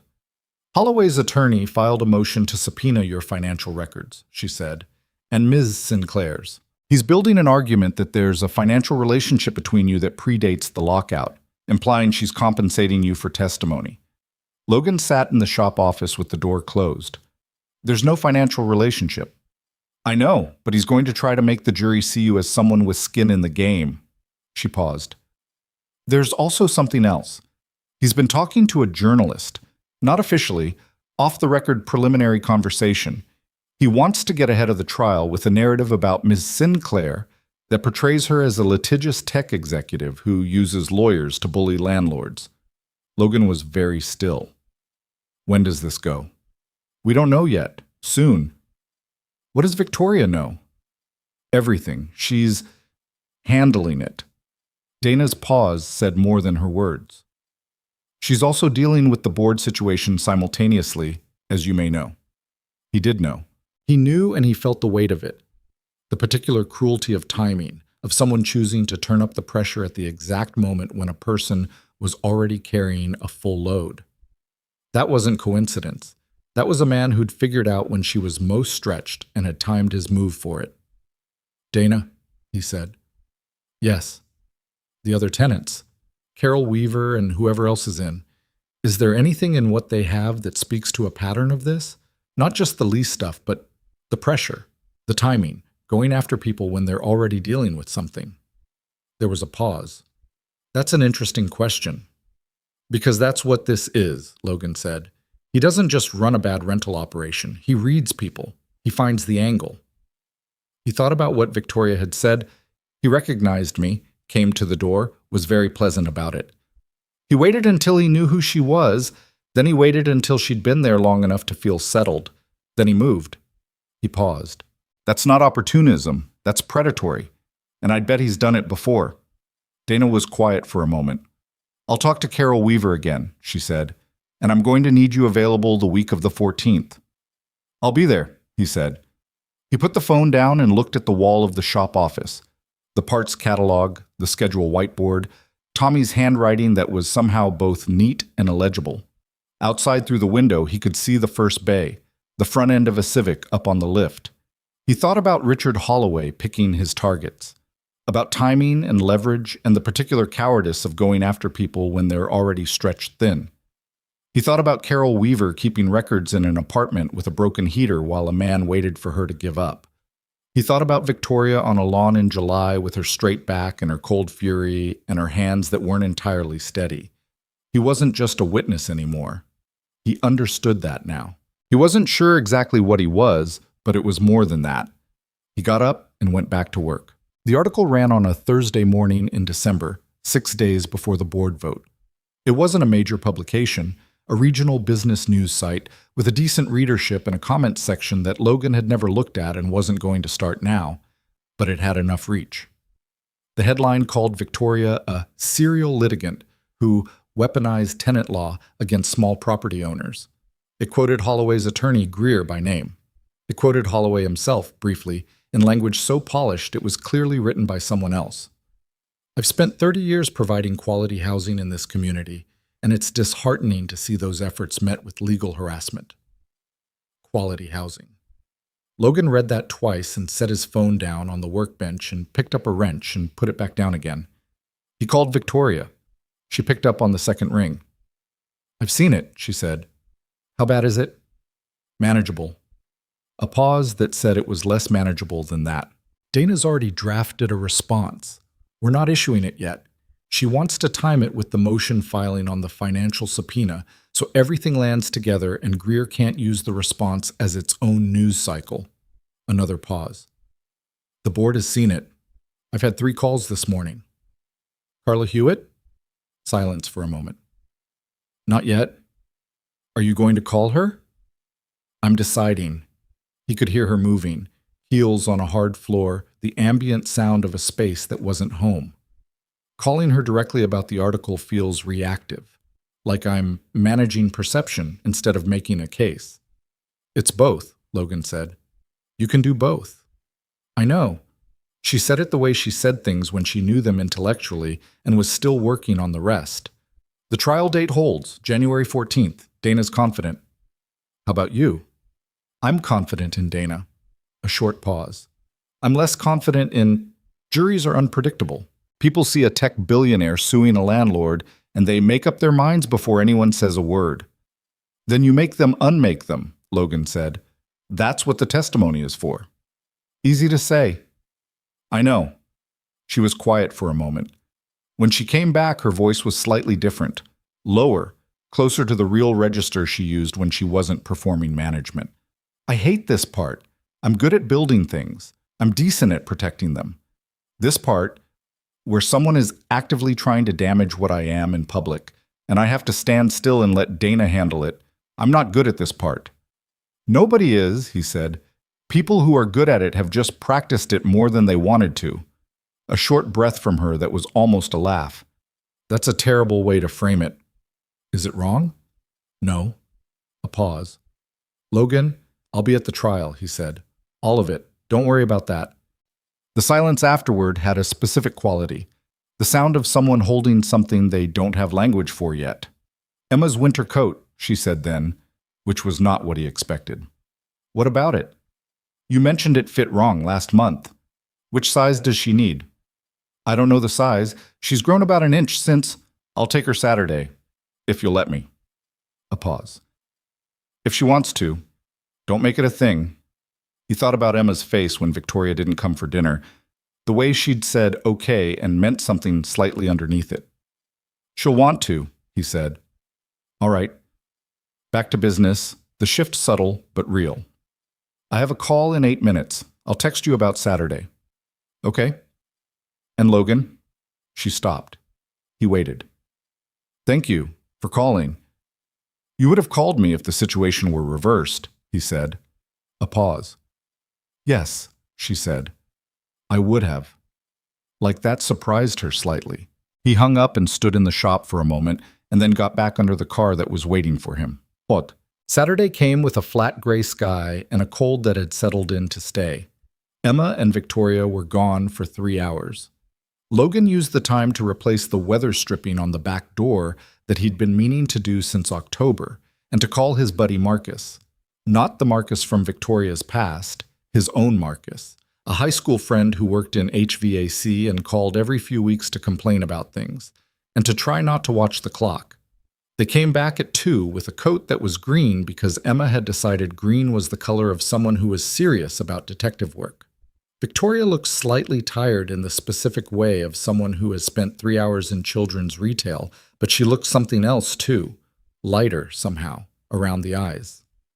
Emma was wearing the coat inside the house because she said you had to break it in properly. She tried on 11 coats, Victoria reported to Logan in the kitchen while Emma paraded around the living room. That's efficient for her. The first 10 were rejected for structural reasons. The pockets? Mostly the pockets. She sat down at the kitchen table with a cup of tea she'd made herself, which she did now without asking where anything was. She also explained to the sales associate the correct method of field evidence collection, which the associate handled very professionally. Logan leaned against the counter. The associate didn't need that information. Emma thought she might. Victoria wrapped her hands around the mug. There was a moment. In the third store, there was a girl about Emma's age, and her mother was very... She kept saying no to things before Emma even finished a thought. Not mean, just distracted. And Emma watched that for a minute and then came to me and said, "She's not listening to her, just as an observation." Logan was quiet. "She's very aware of that," Victoria said, "of being listened to or not." She looked at the mug. "She mentioned you in the second store, said you were the first person she'd ever met who never interrupted her." He didn't say anything. His throat had something in it briefly that he chose not to examine. Anyway, Victoria looked up. Green coat, very functional pockets. Mission accomplished. Emma appeared in the kitchen doorway in the green coat. "I need to document this," she announced, "for the operational records. Do we have a camera?" "We have a phone," Logan said. "A phone is fine. It's about the documentation, not the equipment." They took 3 photographs of Emma in the green coat in the backyard, which Emma directed entirely, specifying the angle and the seriousness of expression required. In the second one, Victoria was in the frame, because Emma had grabbed her arm and pulled her into it without discussion. Logan looked at that photograph later, after everyone had gone to their respective places. Emma upstairs, Victoria back to the apartment and the board vote preparations. And what he saw in it was not what he'd expected to see. Victoria wasn't performing. She wasn't smiling the way people smile for photographs. She was looking at Emma with an expression that had no audience in mind whatsoever, an expression that was simply what it was, and what it was love. Not complicated, not conditional, not managed, just that. He put his phone down and went to make dinner. The board vote happened on a Wednesday. Logan didn't hear anything until 9:47 that evening when his phone lit up with a text that said, 6-5. My favor. Acquisition blocked for this fiscal year. He stared at it for a moment, then, Carla Hewitt? A minute passed, then, she voted with me, said the long-term case was more compelling. A pause, then, I told her the actual version. He smiled at the phone like an idiot, alone in his kitchen, and typed, I know you did. Her response took a few minutes. When it came, it was just, thank you for that, I mean it. He put the phone down and finished washing the dishes, and went to bed and slept 8 hours straight for what felt like the first time in a month. January arrived the way Januaries do in Columbus, without ceremony, just the continuation of cold and a calendar that had changed numbers. The shop was slow the first 2 weeks, which happened every year after the holidays, and Logan used the time to catch up on paperwork and replace some equipment and think about the expansion he'd been not quite planning for 2 years. A second lift? Possibly a third bay if the lot next door ever came available. Things that required money he was slowly accumulating and decisions he hadn't fully committed to making. He thought about them more concretely now, which he noticed but didn't analyze. The trial was set for January 14th, which came in under a sky so white and overcast it looked like someone had stretched a bedsheet across Ohio. Logan dropped Emma at school and drove downtown and found the courthouse, and sat in the gallery because the witness room made him claustrophobic, and Dana had said it was all right for him to watch until he was called. Holloway's attorney, Greer, had apparently spent the week since the deposition honing his strategy, because he opened with more confidence than Logan expected. He framed the whole thing as a simple contract dispute. Tenant unhappy with a lawful rate adjustment, tenant with considerable resources choosing to litigate rather than negotiate, cascade of legal pressure applied to a small property owner trying to run a legitimate business. He was smooth about it. Logan watched the jury and watched two of them, a man in his 50s and an older woman in the back row, nodding slightly in the early going, and felt the particular discomfort of watching something go sideways before the other side has had a turn. Dana was not smooth. She was precise. There was a difference. Her opening laid out a timeline. Not emotional, not performative, just dates, facts, documents. The original lease terms. The date Holloway had recognized Victoria. The date the first communication about a rate increase had occurred. The date of the lockout. The filed complaint. The lawsuit and its curious timing relative to the complaint. She did it in 11 minutes, and when she sat down, the jury was very still. In the way that means people are actually listening. Victoria testified for 3.5 hours. Logan watched her on the stand and thought about the first night. The straight back, the controlled voice, the hands that weren't entirely steady. She still had the straight back. The voice was still controlled. But there was something different now, something he couldn't have named easily, except that she wasn't performing composure this time. She simply was composed, or as composed as someone can be who is sitting in a courtroom while an attorney across the room implies things about her character that she knows are false. Greer came at her on cross with the narrative he'd been building since the deposition. The tech executive, the litigious impulse, the financial resources being deployed against a small businessman. He asked her 3 separate times, in 3 different framings, whether it was possible she had misunderstood the terms of the lease. She told him each time in slightly different words that it was not. Miss Sinclair, Greer said at the end of the cross, you've described my client as acting with predatory intent. Would you say your view of Mr. Holloway is objective? No, Victoria said. I was the one he locked out of the property. My view is that of someone who experienced what he did directly. So you admit your perspective is subjective. I admit that being locked out of my legally rented home while my belongings were thrown onto a lawn is something I'm not going to be neutral about, she said. I don't imagine most people would be. 2 of the jurors, not the 2 who'd been nodding earlier, 2 others, shifted almost imperceptibly. Logan had been watching for it. Carol Weaver testified in the afternoon.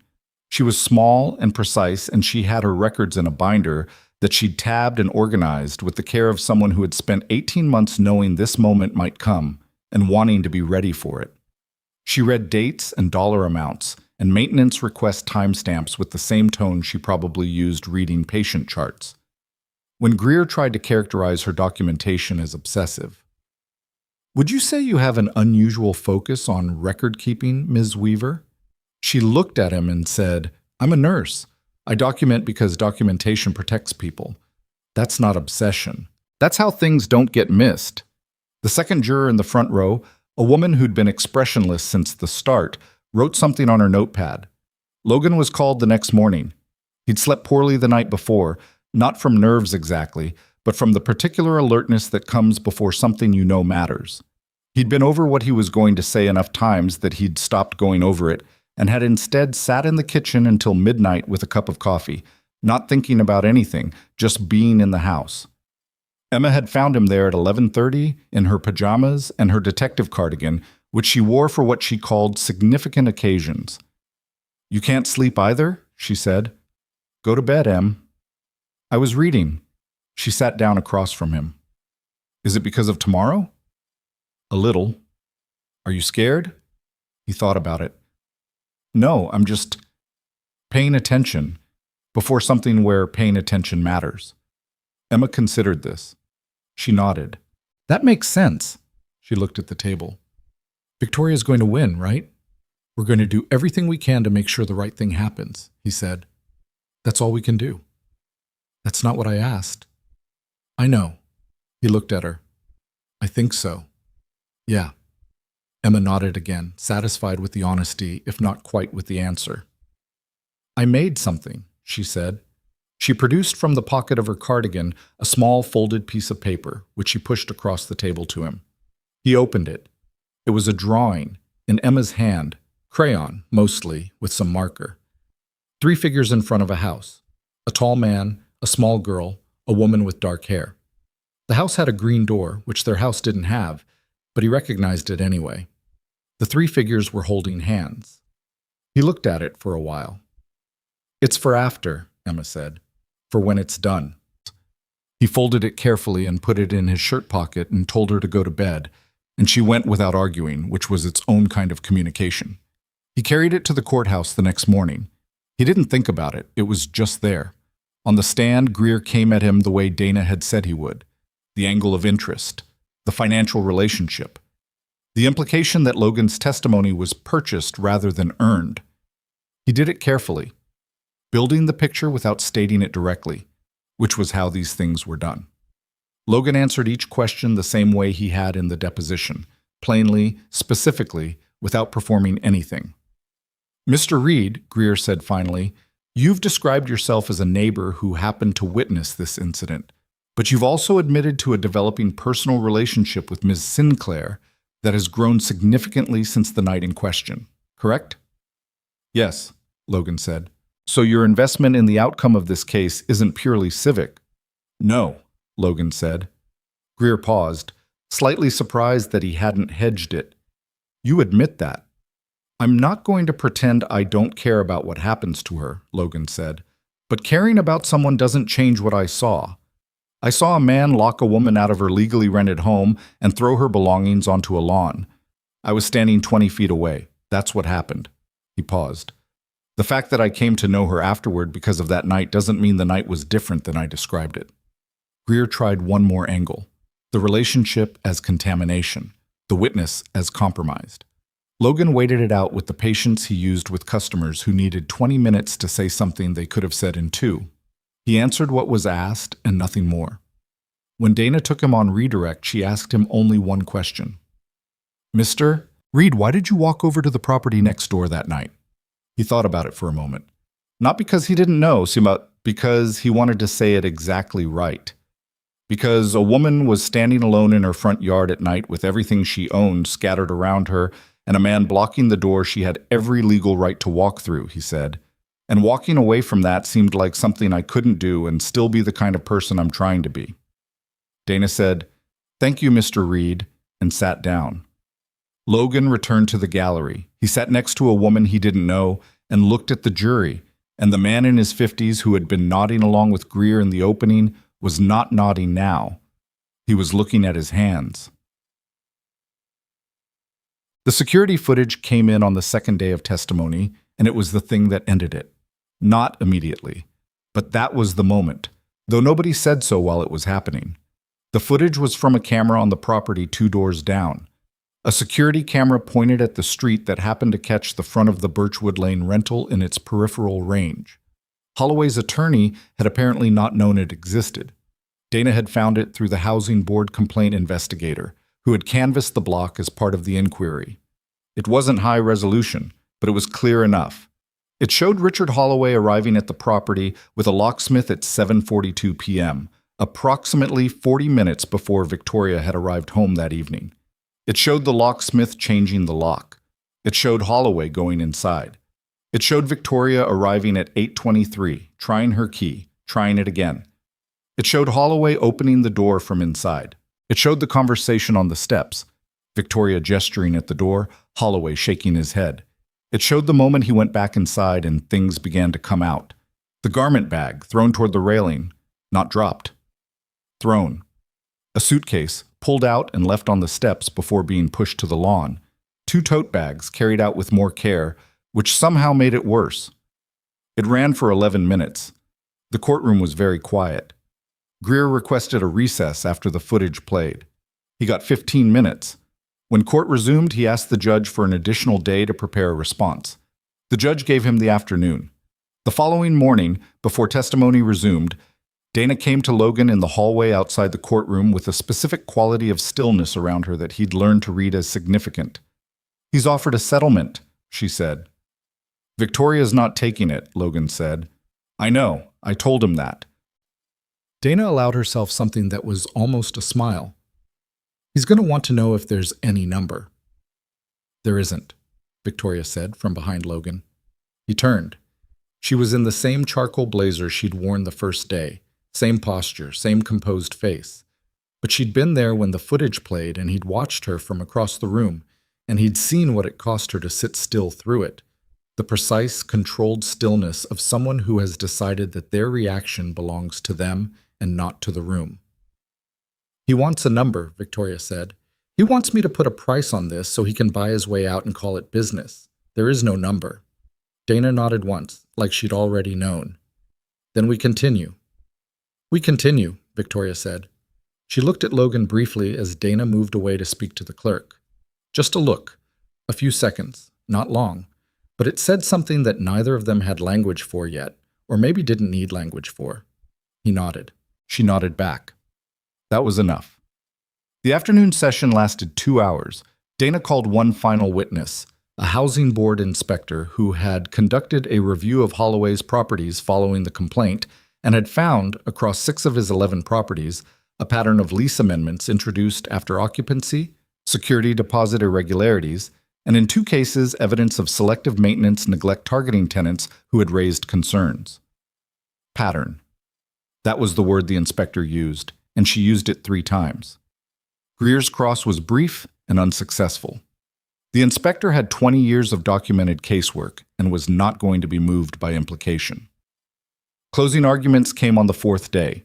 Dana's was clean and direct, 20 minutes, built on the footage and the timeline and Carol Weaver's binder and the inspector's testimony and the word pattern, which she used again to tie all of it together. She ended with Logan's testimony, not quoted, just paraphrased. A neighbor who saw something wrong and chose not to walk away. That's all this case has ever been. Greer's closing was longer and more elaborate, and lost the thread twice in ways that Logan could see affecting the jury. The particular kind of restlessness that sets in when people have already made up their minds and are waiting for the other person to catch up. The jury deliberated for 6 hours across 2 days, which Dana said was on the shorter end for a civil case of this complexity. Logan spent those hours at the shop, working, because the alternative was sitting still, and he couldn't do that. He was deep under a Subaru when his phone rang on the second afternoon and Dana's name was on the screen.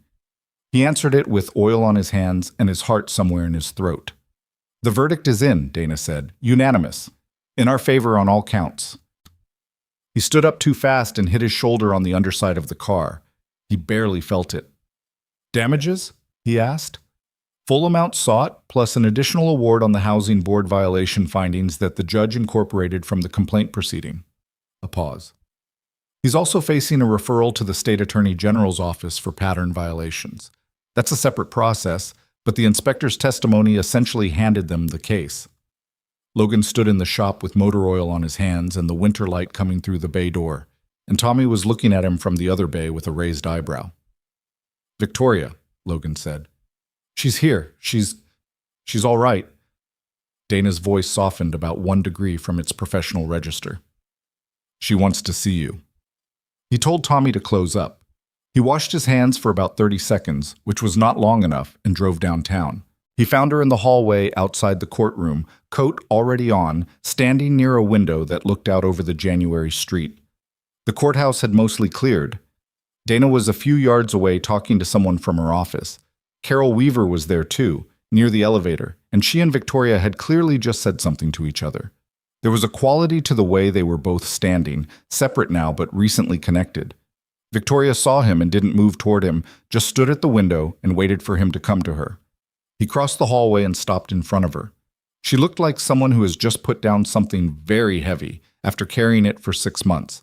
Not relieved exactly, because relief is what happens when you weren't sure.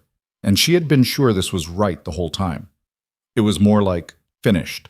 The particular stillness of a thing being done. "Hey," he said. "Hey," she said. They stood there for a moment. "How's your shoulder?" she said. "What? You're holding it funny. Did you hurt yourself?" "I hit it on a car when Dana called." He rolled it. "It's fine." She looked at him with an expression that he had learned over these months to read as the real one. Not the public version, not the professional version, just her, looking at him. "I need to take Carol to dinner," she said. "She needs to... We have things to talk about. The Attorney General process. What comes next for her?" A pause. "But after? Tonight, or... Can I come to dinner?" "It's Tuesday," he said. She almost smiled. "It is Tuesday." "Then, yeah," he said. "Come to dinner." She nodded. She looked down at her hands for a moment, and then at the window, and then back at him. "Logan, that thing you said, on the stand, about walking away." He waited. "I've thought about that question a lot," she said.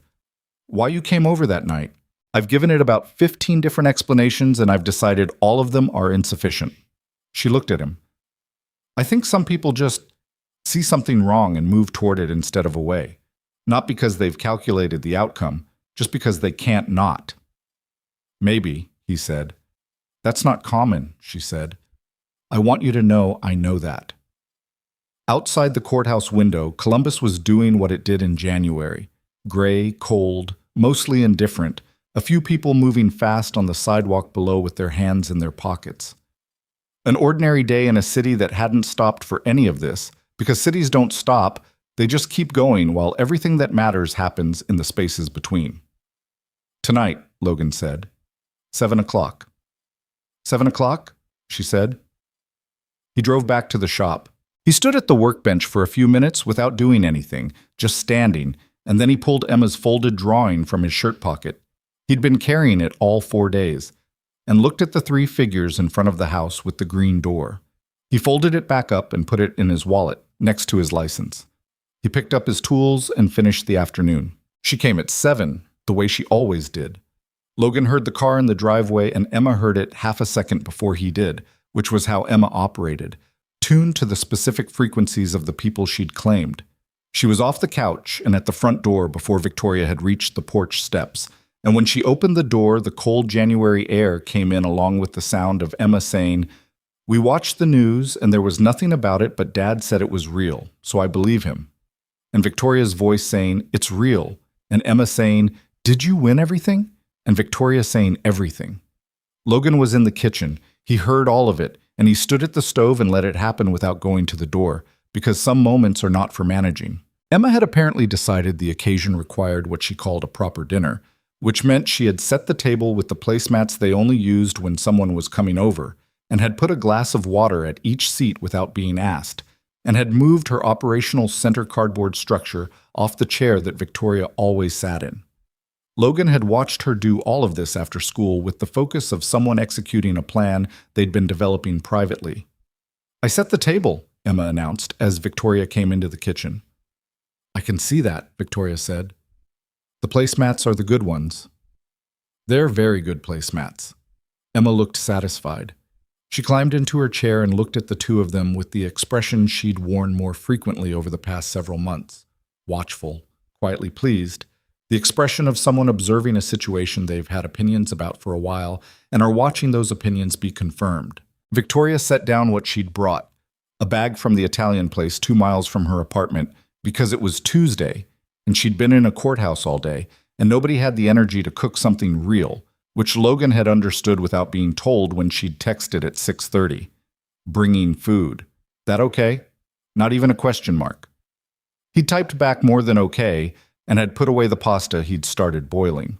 They ate dinner, the three of them, and Emma asked questions about the trial in the way she asked questions about everything. Direct, sequential, interested in the mechanics before the drama. How many people were on the jury? How long the footage was? Whether the locksmith had testified. Victoria answered each question with the patience and completeness she'd been giving Emma for months now, which was the same quality of attention she brought to board presentations and legal strategy, which Logan had always found telling. "Did you cry?" Emma asked. "No," Victoria said. Emma looked at her. "Not even a little bit?" "Not in the courtroom." Emma considered this. "I would have cried," she said. "When the verdict happened, I would have cried in front of everyone." "You're braver than I am," Victoria said. "No, I'm not. I just don't care as much about people seeing." Emma said this as a simple observation, no judgment in it. "You care about people seeing." Victoria was quiet for a moment. "You're right," she said. "I do." "That's okay," Emma said. "Dad cries sometimes and he goes to the backyard so I don't see. I always see anyway." Logan looked at his plate. "Emma." "What?" "It's true." She looked at Victoria. "He doesn't want me to worry, but I don't worry when he cries. It just means something mattered." The kitchen held that for a moment. Logan kept his eyes on his food. He could feel Victoria looking at him briefly and choosing not to say anything, which was its own kind of conversation. After dinner, Emma requested a trial reenactment, which wasn't something anyone had expected and which Logan immediately said was not going to happen, and Emma said she just wanted to understand the closing argument part, and Victoria said she would explain it without reenactment, and they ended up at the kitchen table for another 20 minutes while Victoria described how a closing argument worked, and Emma asked increasingly specific questions about legal procedure that Logan had no idea she'd been thinking about. At 8:30, he sent Emma to bed. She went without the usual negotiation, which he also noted. She understood something tonight required it, the way children understand things before they can explain them. He and Victoria did the dishes. The kitchen radio was on low, something neither of them had turned on deliberately. It was just there. They moved around each other in the kitchen the way they'd been moving around each other for months. Familiar now, adjusted, neither of them making a production of it. "Carol and I talked for 2 hours, Victoria said. She was drying a pot, running the towel around the inside of it without rushing. About what the Attorney General process might look like, about the other tenants, about what she's going to do now." A pause. "She said something. She said she'd been carrying those records for 1.5 years, and every month she kept them. She'd tell herself it was pointless, that nothing would come of it, that people like Holloway don't actually face consequences, and then she'd keep the records anyway." Victoria set the pot down. "She said she didn't know why she kept them. She said maybe she just needed to do it even if it didn't go anywhere." "It went somewhere," Logan said. "It went somewhere," she agreed. "But the point is she didn't know it would. She kept the records because giving up on it felt like agreeing with something she couldn't agree with." She was quiet for a moment. "I've been thinking about that all evening." Logan rinsed the last pan and handed it to her. "What are you thinking?" "That most of the things that actually matter get built by people who didn't know they were going to matter." She dried the pan slowly. "Carol didn't know. You didn't know when you stepped off your porch. I didn't know when I decided not to settle that it was going to reach 6 other tenants and a state-level investigation. She looked at the pan. We don't know in advance which choices are the important ones. We just make them and then we find out. Logan leaned against the counter. Is that the conclusion then? In the closing argument version of your head. She almost smiled. It's one of them. What's the other one? She set the pan on the rack and turned to face him. She did it slowly, deliberately, the way she did things when she'd decided something and was moving toward it without pretending she wasn't. I want to stay, she said. He waited. Not tonight only, she looked at him directly. I want to stay in Columbus. I want to not live on the 14th floor of a building with a doorman who says good evening to me every night like we've never met. She paused. I want Tuesdays not to be a scheduled visit. I want... She stopped. Started again. I've been in that apartment for 3 months, and it's fine. It's a perfectly functional space. And I come here twice a week, and I leave, and I drive back, and I sit in that apartment, and it is the wrong kind of quiet, the kind that's just absence. Logan was very still. I know it's not simple, she said. Emma's here. Your shop is here. Your whole life is here, and I'm asking you to... You're not asking me anything yet, he said. She stopped. You said you want to stay, he said. That's not a question. That's a statement. You can make statements. He looked at her. I've been waiting for the statement. She was quiet for a moment. Something in her face did what it had done in November in the same kitchen, the small, honest crack. I'm still scared, she said. I know.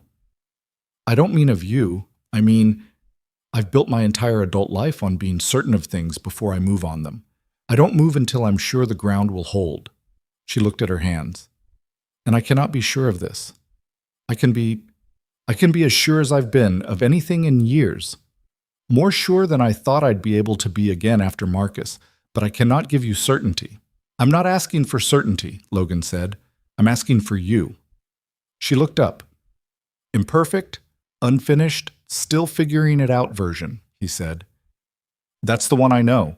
That's the one that sat at this table and argued with a 7-year-old about math methods and learned how to work the shower. I'm not interested in a version of you that's already figured everything out. He paused. I'm also not going to pretend this is simple. It's not. You have a company in New York and a life that's a lot larger than this house. I have a shop and a kid who goes to Lakeview Elementary and a water heater I keep meaning to call about. Those things don't automatically fit together. No, she said. But I'd like to try fitting them together, he said. If you would. She was quiet for what felt like a long time, but was probably 20 seconds. She looked at the kitchen, the worn counter, the radio, the mismatched chairs, the operational center cardboard structure visible through the doorway, the fraying dish towel on the oven handle. She looked at all of it the way she looked at things she was making a decision about, completely, without hurrying. The logistics division, she said. He blinked. What? The Columbus logistics firm I told you about. Back in October. The one I said I'd been watching. She looked at him. I made the investment in November. I'm on the board. I need to be here quarterly at minimum, probably more. She paused. I've been building a reason to be here. I didn't tell you because I didn't want it to be about you until I was sure it could also be about the work. I needed to know I was making a sound business decision, not just staying for the wrong reasons, he said. Staying for reasons that wouldn't hold, she said. And it is sound. The firm is good. The work is real. She looked at him. And the reason is also you. Both things are true. He looked at her for a moment. You've been planning this since October. I've been allowing it since October, she said. There's a difference. What's the difference? Planning implies I was sure. Allowing implies I was watching to see if the ground would hold. She held his gaze. It holds, Logan. He crossed the kitchen in 2 steps, and when he reached her, she didn't perform surprise, didn't make it dramatic. She just met him where he was, and the space between them closed, and the kitchen was very quiet, except for the low radio and the radiators doing what radiators do, and the particular silence of a house that has finally settled into what it was always going to be. It wasn't a perfect moment. His elbow caught the dish towel on the oven handle and knocked it to the floor, and neither of them picked it up. and somewhere upstairs Emma's floor creaked in the particular way that meant she was not actually asleep, and had probably been listening to the general shape of the conversation through the old house's thin walls. And the radio was playing something that wasn't romantic in any intentional sense, some old song about a road and driving specifically. None of that made it less than what it was. When they stepped back from each other, Victoria looked at him with the expression he'd first seen in the courthouse hallway. Not the composed public version, not the professional version, just her face being her face. "The spare room," she said. "What about it?" "I want to turn it into a proper office. If I'm going to be here working, I need... The dresser isn't functional." She paused. "I'll pay for..." "Don't finish that sentence." She stopped. "It's your room," he said. "You figure out what you need in it." She looked at him for a moment. Then she looked at the dish towel on the floor, reached down and picked it up, folded it, put it back on the oven handle.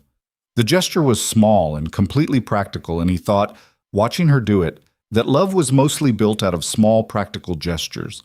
The coffee already made, the heaviest bag carried, the dish towel folded. The grand moments people remembered, but the small ones were what actually held things together over time. Mortar, not stone. You couldn't build a wall without both. "I should go," she said. "It's late." "You could stay," he said. She looked at him, and the look said several things at once, and then she said, "I'm going to do this right." She picked up her coat, which means not rushing the parts that should take their time. "Okay," he said. "I'm not saying..." She stopped. "I'm just saying there's a version of this that I don't want to mess up by moving too fast." "I know." He walked her to the door. "Same time Sunday?" "Same time Sunday." She paused at the door. Tell her that was a good table setting. She'll want that in writing." "She can have it in writing." She opened the door, and the January cold came in. "Good night, Logan." "Good night, Victoria." He watched the headlights back out of the driveway and moved down Birchwood Lane until they were gone. And then he stood in the open doorway for another moment with the cold air against his face and the quiet street and the bare trees and the particular feeling of a person who has made a choice that is going to change the shape of things and is only now beginning to understand the shape it will change them into. He went back inside and locked the door. Upstairs, Emma's light was still on. He went up and knocked and opened the door, and she was in bed with the insect detective book, which had been used as cover for approximately 30 seconds, based on how fast she'd picked it up. "You were listening," he said. "The floors are loud," she said. "I couldn't help it." "You could have gone to sleep." "I was going to." She set the book down with the transparency of a child who knows the defense isn't working. "Is she staying?" Logan sat on the edge of her bed. "Yeah," he said. "She's staying." Emma absorbed this the way she absorbed things, completely, without theatrics, folding it into the existing structure of her understanding. She looked at the book cover for a moment. Then she looked at him. "Is she going to be... What is she?" she said. "I don't know what word to use." "You don't have to use a word right now," he said. "She's Victoria. You already know who that is." Emma thought about this. "Okay," she said. Then, "Dad?" "Yeah." "I drew another picture. It's on the desk." He looked. On the small desk by the window was a piece of paper, crayon again. The same 3 figures as before, same house. But this time the house had something different. The door was open. He picked it up and looked at it for a moment.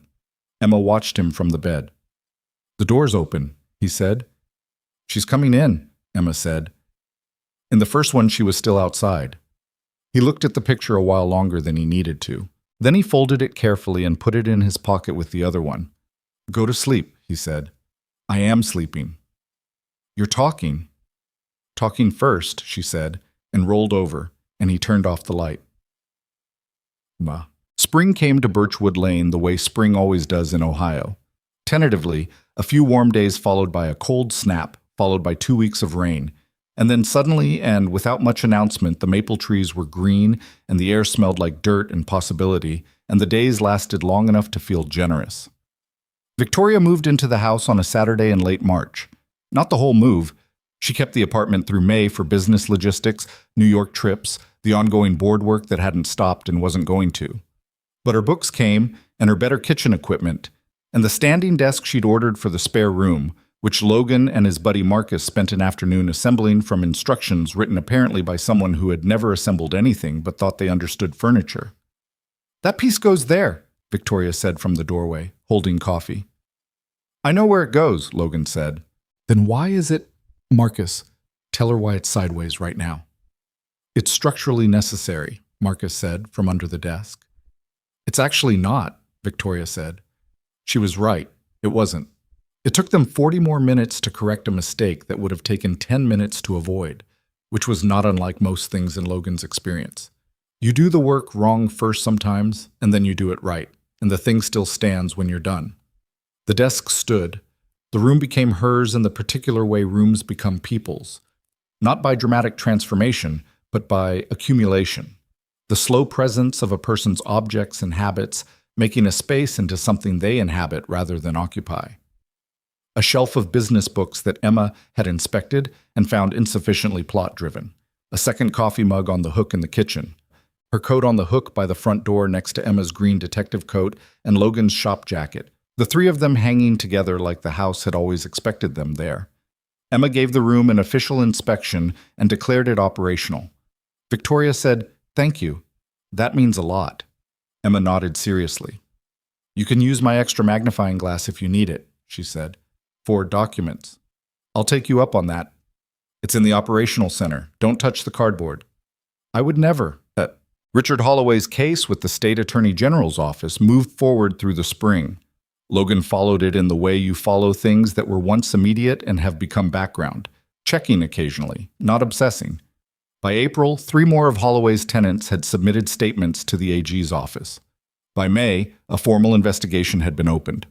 By June, the Franklin County Housing Board had revoked 2 of his rental licenses pending the investigation's outcome. Carol Weaver called Victoria when she heard about the licenses. Logan was in the kitchen when the call came in, and he heard Victoria's side of it, mostly listening, occasional short responses, and at one point something that was clearly a laugh, the real kind, surprised out of her. When the call ended, she stood in the kitchen doorway and said, "She's thinking about starting a tenant advocacy organization. She wants to know if I'd be interested in being on an advisory board." "What did you say?" "I said I'd think about it." She paused. "I said yes." "I thought you said you'd think about it." "I thought about it," she said. "It took about 4 seconds." He shook his head slowly, mostly at himself for expecting anything different. 4 seconds, he said. "Carol kept records for 18 months because she couldn't agree with what was happening," Victoria said. "The least I can do is show up to a board meeting." And that was the thing, Logan thought. That was exactly the thing about her that he'd seen from the beginning and that hadn't changed and wouldn't. She didn't perform values. She didn't make a story about them. She just acted from them, even when it cost her, even when it complicated things, even when the easier path was right there and visible and available. He'd met people in his life who were good at saying the right thing. They weren't rare. What was rare was someone who was good at doing it when no one was watching and there was nothing to be gained. Summer came back to Birchwood Lane, a year removed from the night that had started everything. The heat returned in July, the same mean, sticky kind that sits in the air and doesn't move, the same cicadas, the same lawn sprinklers running late down the block. Logan stood on the back porch one evening and thought about how a year could hold so much without looking like it. From the outside, from the street, his house looked the same as it always had. Cape Cod, modest, the porch light on, the maple tree in front that needed trimming. But the inside was different now in ways that weren't visible from the street, which was probably how it worked with most things that actually mattered. Emma was 8 now. She had started what she called an official case file, which was a binder full of newspaper articles about local incidents she'd collected from the tablet, organized by type of mystery. She had moved from the dog detective show to a book series about a girl archaeologist who solved crimes, which she'd found at the school library and consumed in 3 weeks. She still had the green coat on a hook in the hall and intended, she said, to wear it when she was a detective professionally, at which point it would be vintage. Victoria was at the kitchen table with her laptop, which was where she was most evenings now. The door to the back porch was open, and the sound of the evening came in. The heat, the bugs, the slow sound of a summer neighborhood existing in the way neighborhoods exist when everybody's just trying to get through the day. She looked up when he came back inside. "Marcus called," she said. "The HVAC1. "About the unit?" "He says it's fine for another season. You'll need to replace it next summer, his estimate." "How do you know his estimate?" "I answered when he called. We talked." She looked back at the laptop. "He's interesting. Very strong opinions about refrigerant types." Logan got a glass of water and leaned against the counter and looked at her.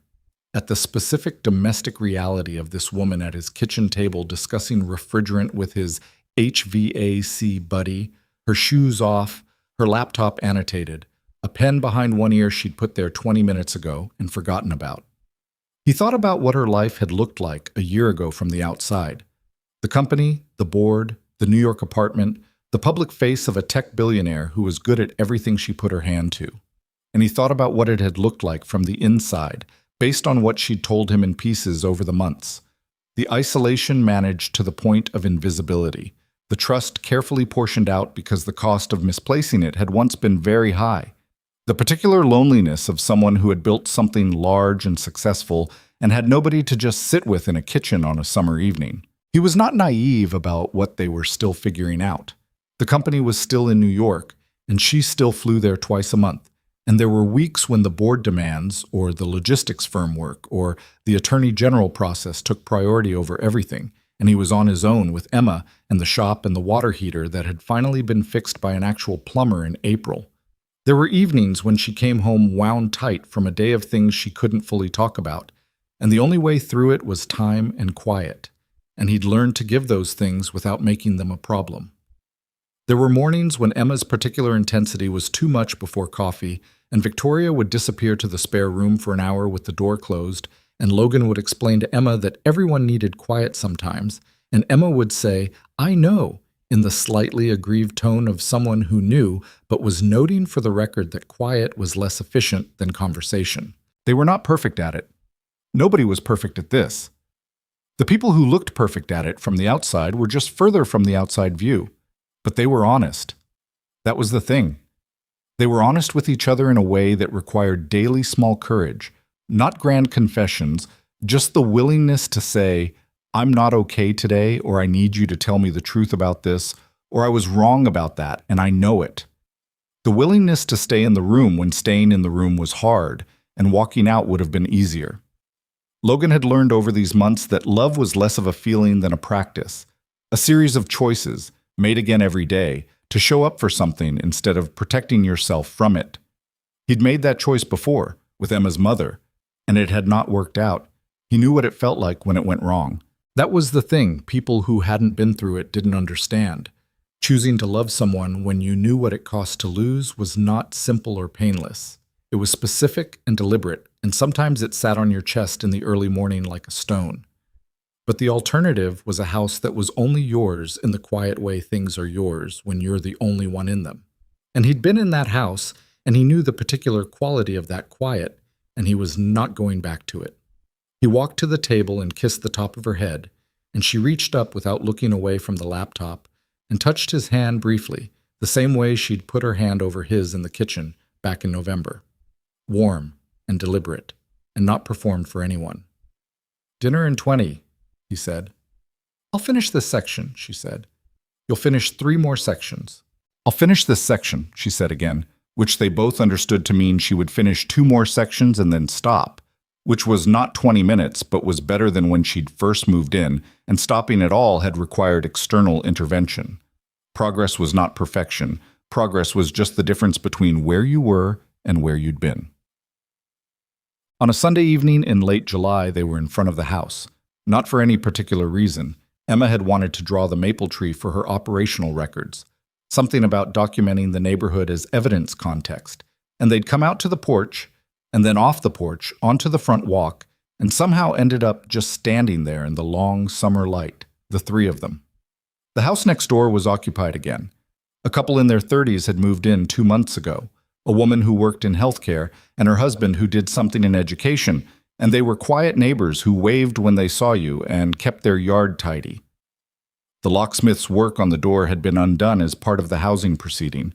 A technical footnote in the case record that Logan had read once and noted and not thought about again.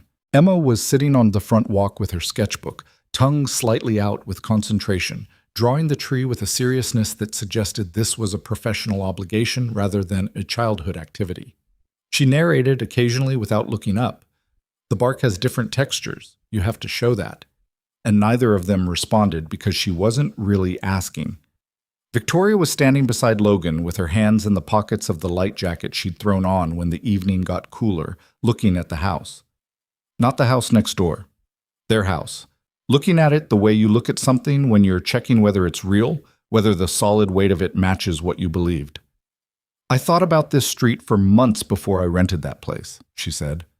Quiet, not for anyone in particular. My attorney found 3 potential short-term rentals in this zip code, and I picked that one because it was the quietest street. I didn't want to be recognized. I just wanted to be somewhere that wasn't anywhere I usually was. And you got locked out of it, Logan said, and I got locked out of it. A pause. And you came outside. He looked at the house, the porch light that would come on automatically in another hour, the front door that needed painting before winter, the maple tree Emma was drawing with total absorption. He thought about a year ago, standing on this same patch of ground, watching a woman on a lawn and feeling the particular resistance of a conscience that had already made up its mind before he'd consciously decided anything. He thought about what it meant that a door getting locked had led him here. Not that it was designed that way, not that there was a plan behind it, just that one thing had happened and then another thing had happened, and each time there had been a choice to step off the porch or stay on it, to offer the room or not, to say what was true in a kitchen or stay quiet, to stay in Columbus or drive back to an apartment that felt like absence. Small choices. Each one unremarkable on its own. Together they'd built something that could stand.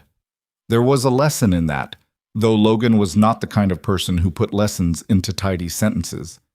He would have said it the way he said most things, plainly, practically. The important decisions don't usually announce themselves as important. You make them in the middle of an ordinary evening when you're tired and not particularly thinking about the shape of your life. You help because something in you can't not help.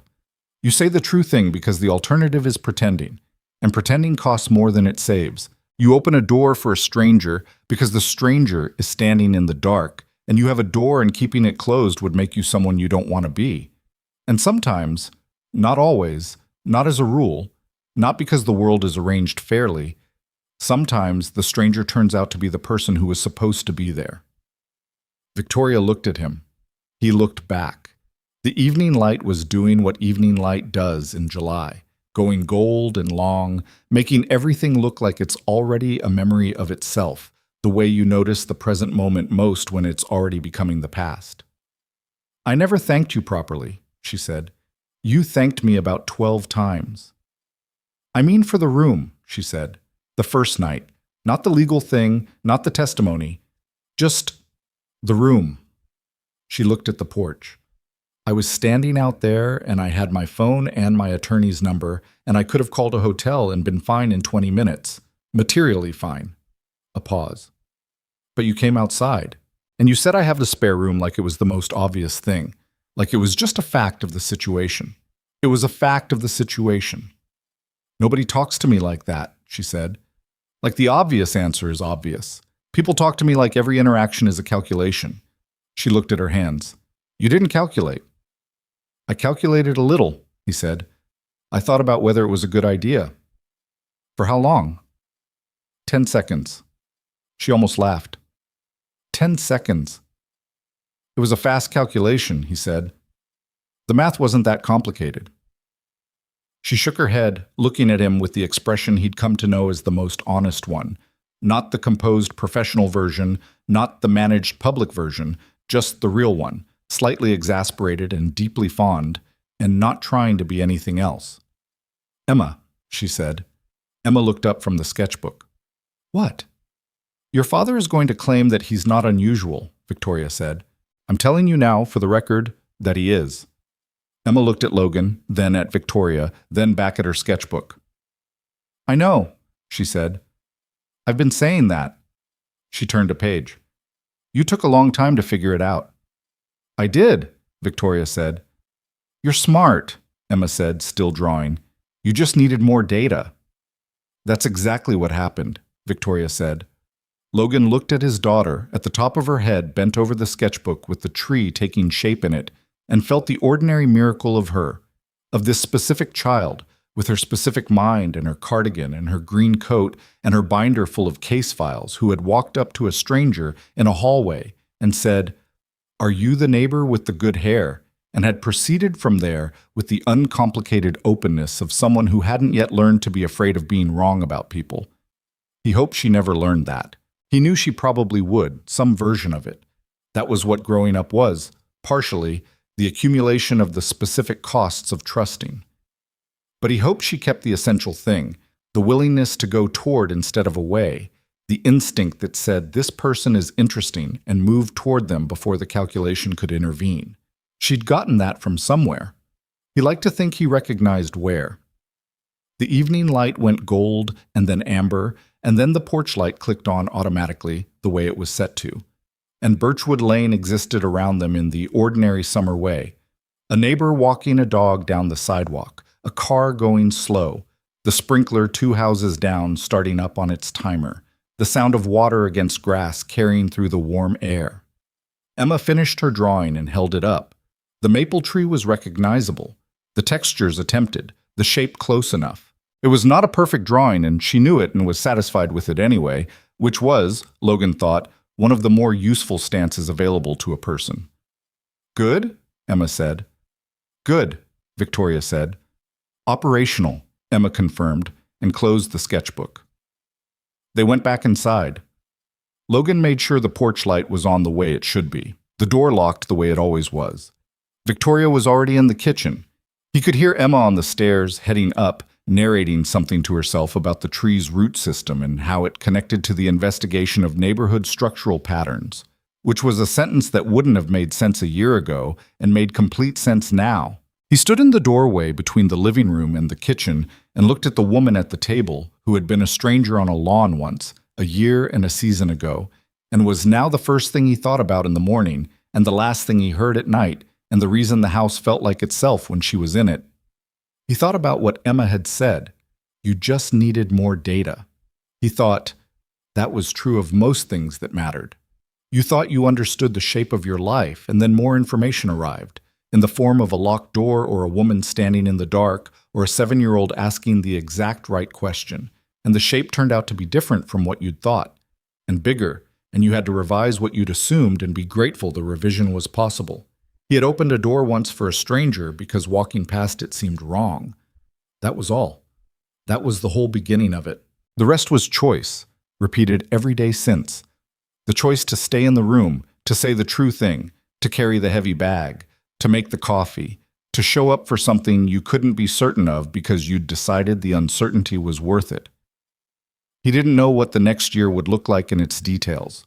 The company, the board, the logistics firm, the attorney general process, Emma getting older, the shop maybe expanding, the water heater that would need replacing next summer.